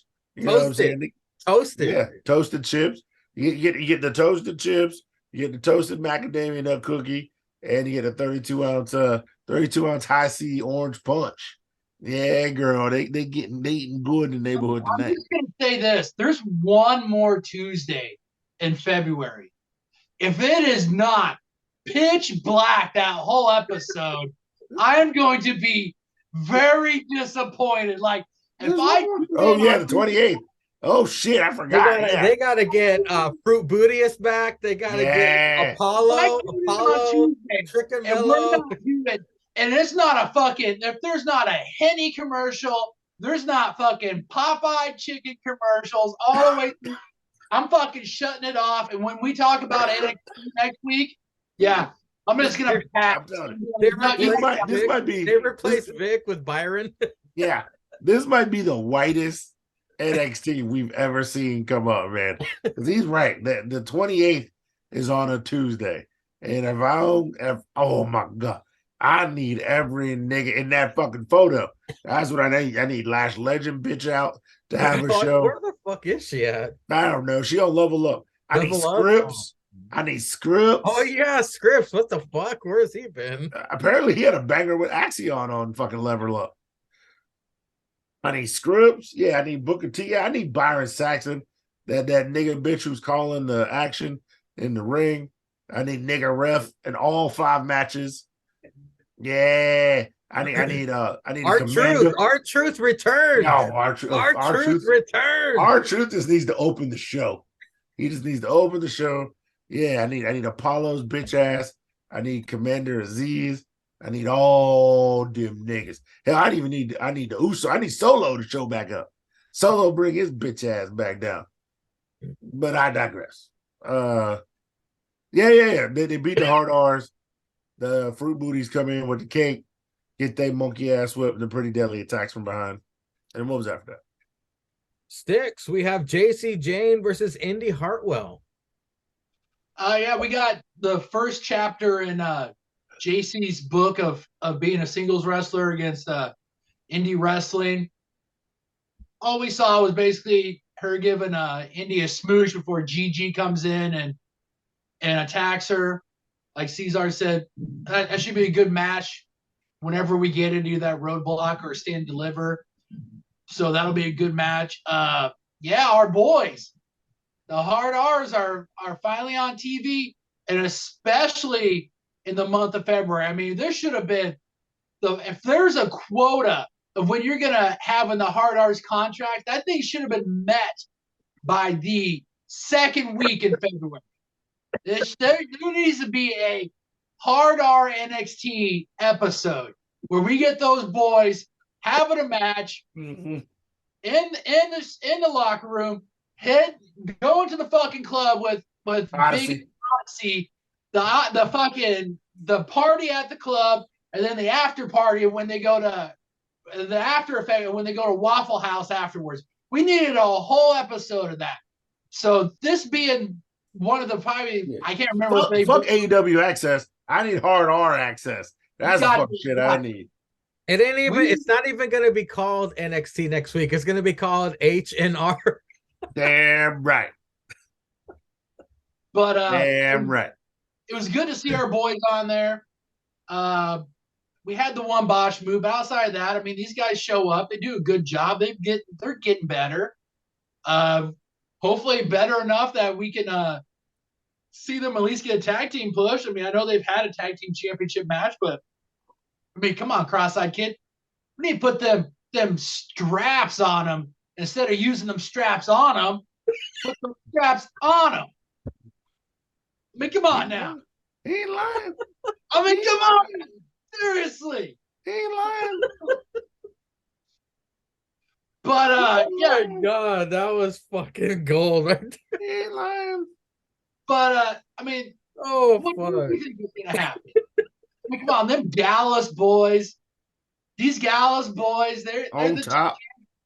They're gonna rough these boys up. And yeah, they had the pretty deadly assistance behind them carrying that fruit booty cake. Gals picks up the win. They get the cake. Pretty Deadly attacks them. Now we're seeing kind of a meaner side of Pretty Deadly. Mm-hmm. And it's going to set up that match for either maybe Roadblock or Stand Deliver. I'm just saying. Our boys have put work in. Not put work in the fields, but also in the ring. And instead of using the straps on them, put the straps on. I'm saying. Just That's saying. some good shit. Up next, it's Yabba Dabba Kato as vid response to Afro Strange. Stevie Turner talks about Tony D with Stacks versus White Collie with Stone. Even Mr. Stone doesn't want to see this. Tony D wins. Kelly interviews Tony D. Exactly. She used to work at Ring of Honor. She used to be like one of the TV people at Ring of Honor.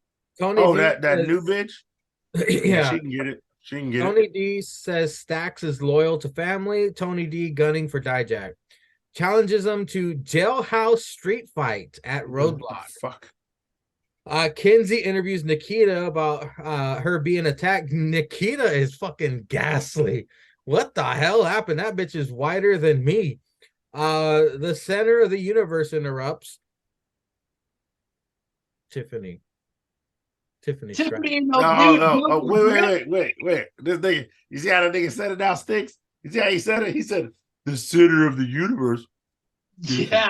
Tiffany Because she got them two globes on her chest. She got them gabagools on her, and this nigga been jerking his dick ever since she came on the fucking show. Yeah, he ain't calling her butter putty no more. But yeah, I'm texting Mrs. Mangria. I'm texting Mrs. Mangria about this thing. He ain't gonna watch NXT next week. She had a Tiffany epiphany. She wants Nikita gone for a whole year. But the biggest story is, why is Nikita corpse white now? Looking like Sheamus out there. Ivy and Pax and Jim. Pax is iffy on accompanying Ivy because of the Blair Witch Isla. Trick in the medic room. Mello gives him a water and says she wants to watch main event. Tyler Great approaches and says, good timber doesn't grow with ease. Trick calls him Dr. Seuss. Mello is glad that Tyler is not looking for that NXT title. Alba and Isla out. It's Alba versus Ivy with Pax. Book is a fan of Ivy. Ivy got Dragon Sleeper on Alba, but Isla distracts Ref. Pax gets on the apron. Ivy inadvertently knocks Pax off apron. Alba takes control and wins. Pax is acting mad at Ivy. And just one line here. We're not going to talk about it. We had a yawn maker vid. Okay. Sticks. Yeah, we're not talking about that. What did you think of Tony D versus White Collie? It's good for Tony D to get that win. I mean, it was good for him to get a little momentum, and then he makes the challenge for a Slim Boss Man for a jailhouse fight match. So good on him. I mean, if this doesn't push us to get Brokeback Mountain, then what the fuck are we doing here? I mean, seriously, that's all I'm going to say on that. That was all like was said earlier. This had Sticks 316 written all over it. We had Kenzie with Nikita looking like a corpse, and then Tiffany Stratton strolled by. What the fuck? Oh no, seriously.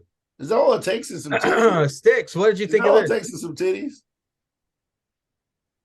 Hey, titties can make an uninteresting woman very interesting, because guess what? Fake titties? Now you got two things to focus on. So, yeah. Some fake titties? Is that it? She didn't change her face. Has to go with this, so you got to have at least one of the two things to check. Yeah, but off. she didn't change her face. All right, let's keep it moving. Sticks, what did you think of this? Yeah, exactly. I mean, I gotta beat off. I mean, I gotta finish the show. I'm gonna draw myself an eyeball here in a second. You see here, man, grill. I'm gonna go get some fucking dreads right quick. You see here, man, grill. I'm from the table. It's me. It's me, Stephen Booker T. And is that all you need? Is some titties? Some titties to make a bitch you said who had an ugly face look better? She didn't change her face, man, grill. Suck it. I'm a coon. Kid, no. No, you needed to go instead of suck it. You mean like, can you dig it, sucker? Can you dig it? But suck it. Can you dig it? Suck it. Suck it. Yeah, fucking. I'm gonna go to a Halloween store and buy some dreads for this bullshit show. Piece of shit. Tiffany Stratton basically come out saying it wasn't her that attacked Nikita. So that was the big thing outside of the two big things that she has now that she's acquired. So, yeah. I mean, I like how they're keeping Nikita in the zeitgeist still, even though she's injured. It just kind of seemed pointless, this segment. It's like, okay, is it just a very, very slow build, eliminating suspects one by one? Is that what they're doing? Probably, and then when she comes back, she fights the person. Okay. But yeah. 16, she gotta get that fucking She gotta get that TV time. money. She's already getting the 2K23 money. So that bitch still getting more money. It doesn't matter.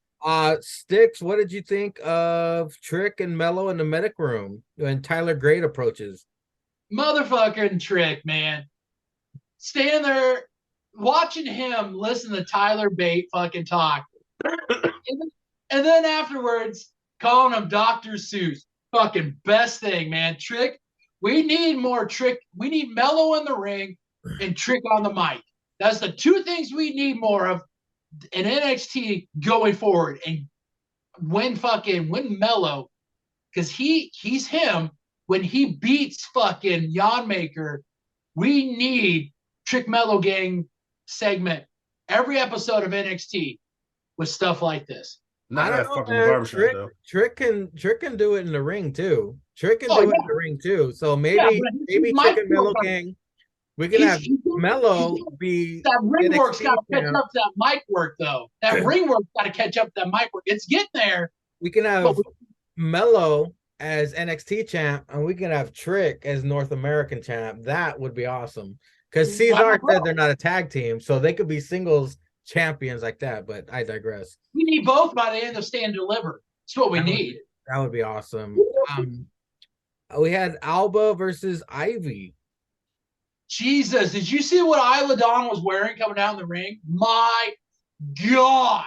Augusta win, and you would have had a fucking FCC fucking violation. This fucking woman, I couldn't. I mean, that was the only thing I was more interested in, besides her witchy fucking moving around and stuff. Ivy now, good wrestler. She's gotten better. They're pushing Alba Fire, the Alba Isla Dawn thing, but Jesus, God Almighty, that fucking latex witch. Woo, my God. I'm texting Lexi. You said That's that. it, Sticks. You're in trouble, Sticks. I'm texting Lexi. You said that. What makes you think she wouldn't be welcoming of open arms? Nah, man, no. She don't wear no shit like that. I see how you look at her. I see her when she comes out in APW. She don't wear no shit like that. Last week, I couldn't focus because those goddamn double drips were fucking behind the camera. Yeah. Cesar, we got Tony D versus White Khali. Who the fuck cares? Exactly. We had Trick and Mello in the medic room. Yeah, damn right. This is good, man. This is entertainment. See, Trick already gave you wrestling during the first segment of the show. Now he's giving you entertainment. Tyler Driver coming out here with his crazy hippie shit, fucking shit he got. And then damn Trick's like, man, you a goddamn Dr. Seuss. Trick understood that shit. See, Trick one of these Negroes with a silver tongue, right? When you got a silver tongue and you can speak words to people like my black ass can, you can understand other languages of other motherfuckers when they speak they fuckery. You know what I'm saying? See, Mello just got talent in the ring. Mello's an athlete. He's a blockhead. He don't use his brain. He's got instincts. And he's got great instincts. Muscular guy in the ring, he fight. But see, Tyler Driver and Trick, they use their brain more creative side of their brain. See, Tyler Driver was speaking that shit, and I was like, damn. It's like, this nigga preaching, and it ain't even Sunday. Even though I was watching it on Sunday. And then old Trick was like, you a goddamn Dr. Seuss. Because he understand that shit. He understand that shit. And see, niggas who understand that shit, they can roll together. And see, Mello was like, nah, man, we niggas. Don't you ever say you understand this honky. It's fucking Black History Month.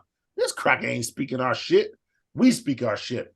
But see, Trick, he know, man. He know. So, Mello don't understand that, man. He was cooning for a little bit.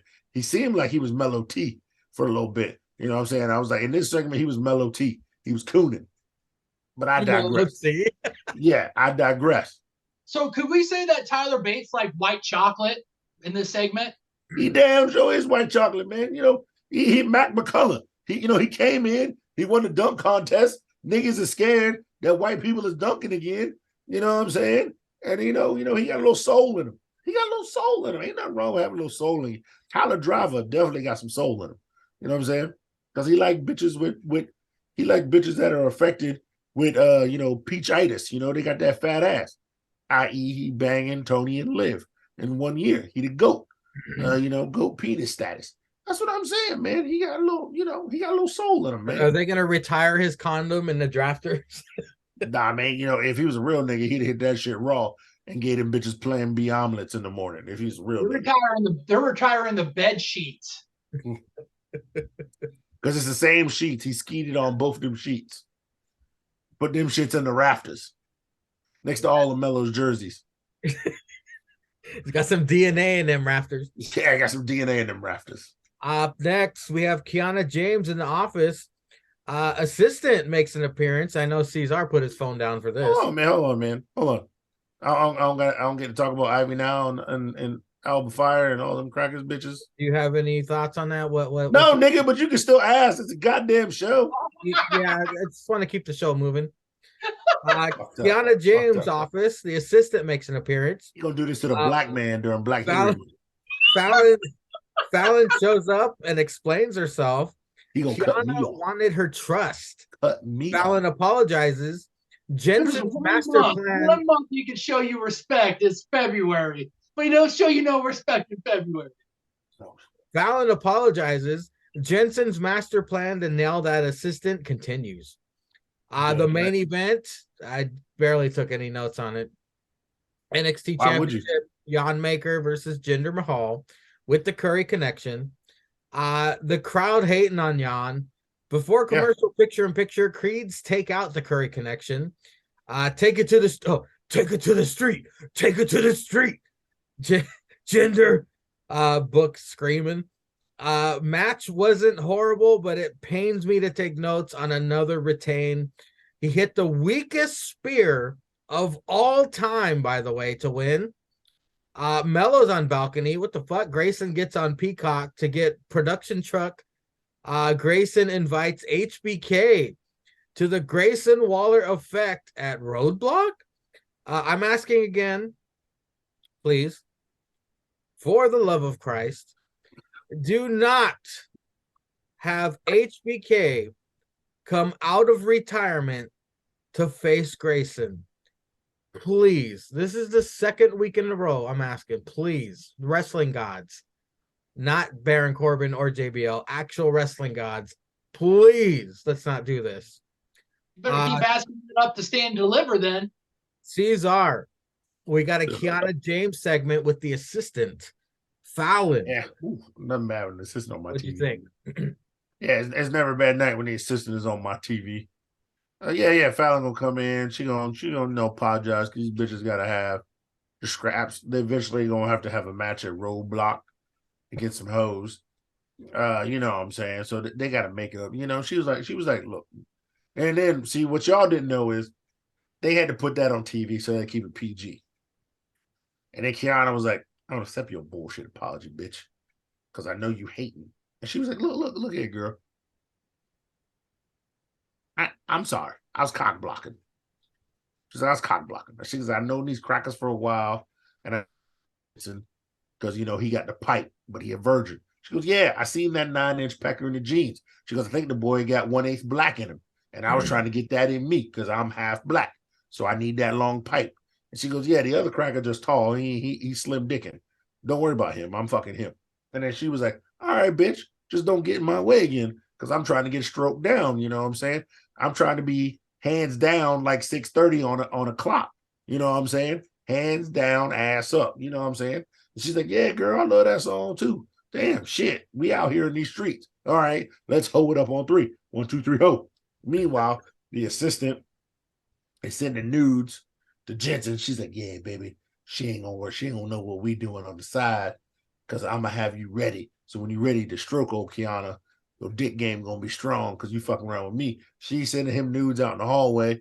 And, you know, he jerking to him, trying to get unsensitize himself because he ain't never had nobody.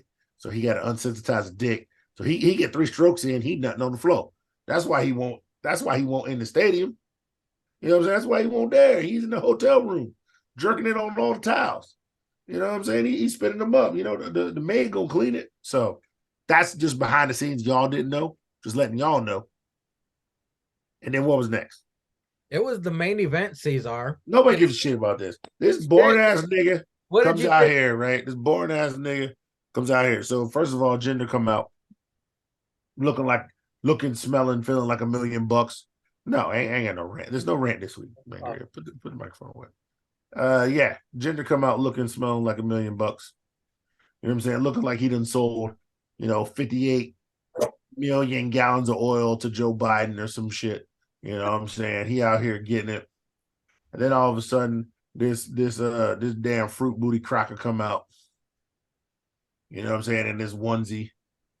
Yeah, the crowd booing his ass. I was booing his ass. I was booing this crack. I could turn this into a rant, but I don't even want to. I don't even want to give this nigga the energy. No, put the microphone down. Put the microphone down. I don't even want to give him the energy. This is going to be a rantless tripod. Rantless. This nigga trash, okay? I'm sick of this shit. I already know he going to beat somebody at Roadblock. I don't even know who you're going to have. Who are you going to have? Because Melo done came out here and poured out a cup of piss. See, I watched this shit on the internet. You know what happened while they were still filming, but dumbass Grayson Waller got to take control. Melo poured out the cup of piss. He wants Braun's jersey in the rafters, but they're not gonna fight a stand. If they fight a Roadblock, I'm gonna be pissed because he ain't losing it. And then we're gonna have no excuse of why he should get a rematch. As this is gonna be some AEW booking. Why should he get the rematch at Stand and Deliver if he loses a Roadblock? So obviously we got to find somebody else to take this L at Roadblock just to give Braun another win for no fucking reason. and then we have him and Melo fight at Stand and Deliver. Just build him and Melo to Stand and Deliver. Have some other shit in. And Mangria, you are correct. Grayson Waller should not be fighting old cross-eyed fuck. Hopefully, I know this will happen. This won't happen at Roadblock. If I had a dream match, I had a dream match and sticks, hold your excitement. Hold your excitement. If I could dream match it for Stand and Deliver, Shawn Michaels would be like, look, I'm not getting in the ring. I'm not getting in the ring. But tell you what, I will book your opponent. I'll have somebody for you. Comes out on Roadblock, they talk a lot of shit, I'll have somebody for you. And if the world was fair, and if this man wanted to elevate his career and get some money, it would be the Switchblade versus Grayson Waller. Switchblade on Shawn Michaels' behalf, the new recruit to NXT versus Grayson Waller at Stand and Deliver. The internet and you can't tell me break. You can't tell me break. That wouldn't be some fucking money. I don't know if they would do that. Money. I don't know if they'd do that at Stand Deliver though, because I think Trips would be like, hey, if we're gonna do NXT, if he's gonna be in NXT, we gotta have him night 1 or night 2 of WrestleMania. We gotta. No, you don't need him at WrestleMania. He can show up at NXT, whoop that crack ass, be great. He can NXT at one night for all I care, and then show up at Raw or SmackDown after Mania and go to that show. But just for one night only, did a favor for Shawn and whoop Grayson Waller's ass because Trips invited him to the. But still, you imagine if we had Jay White in NXT? Remember back old NXT where dudes would come in, win the title, run through people, and then go up real quick. That would be even great too. Like if we weren't getting Melo versus Yawn and Melo staying in NXT because like Melo's money and they want him over on the show. Even Jay White coming in. But I would feel like I'd love it if Jay White came in, fought on Shawn's behalf, killed Grayson Waller, and then showed up on like SmackDown after Mania talking about, yeah, I just did that as a favor to Shawn. But no, the Switchblade, or even shows up on Raw and AJ comes back, joins up with the club, and they run Rexhaw on Raw. Yeah, because when Mia Yim became a member of the OC, yeah, Jay White did some stuff in an interview, basically kind of saying that the OC kind of is a branch of the Bullet Club. So maybe even if AJ isn't coming back for a while, Jay White shows up at the Raw after Mania, and it's him and the Good Brothers, and they're running on Raw. And you could even have that dispute with AJ coming back, be like, bro, I started this shit. Yeah, you may be like over there. I started over there. I did that over there. Now I'm running it. But then they're like, yo, AJ, maybe we see more success than we saw for you. We was with you. We got fired. They came back. Now Jay White. Now we getting championship matches. But there's a whole other thing you could go with that. So that tangent that Cesar just did was way more exciting than the actual fucking main event of NXT. Sticks, we got Kiana James. The assistant makes an appearance. Fallon shows up. What's going on? What do you think? He's gonna pipe the fucking assistants. Cesar Damas has been talking about it. I mean, she's gonna walk. She's somehow gonna fucking walk in, or she's gonna be running late. The assistant has been laying the road work down to get that pipe, and she's gonna walk in. He's gonna be fucking flannel shirt unbuttoned, country bail balls deep in the assistant. That's what we're gonna get. It's gonna happen. The main event, I know it was painful to watch. It was for us. Do you have any thoughts on this main event? Man, I've seen fucking Gilbert hit stronger spears than this motherfucker did This on nigga said Gilbert. fucking gender. This was an insult to gender. That's some fuck shit on that goddamn spear. Man, fuck Jan Maker. Man, Mello, if you ever watch this, man, beat fucking Jan Maker for the love of pro wrestling and your three boys here that sit here and watch it on Tuesdays. Beat his ass. Whoop that trick, Mello. Whoop that trick. Whoop that trick. Whoop that trick. God Yeah, that's enough of Jan Maker. That wasn't even a spear. That was a fucking tackle, barely a tackle. Trash. That was NXT, folks. That was AT Dub. That was the drip pack of the week. Thank you all for watching, listening, subscribing. I see you, number 67. Thank you.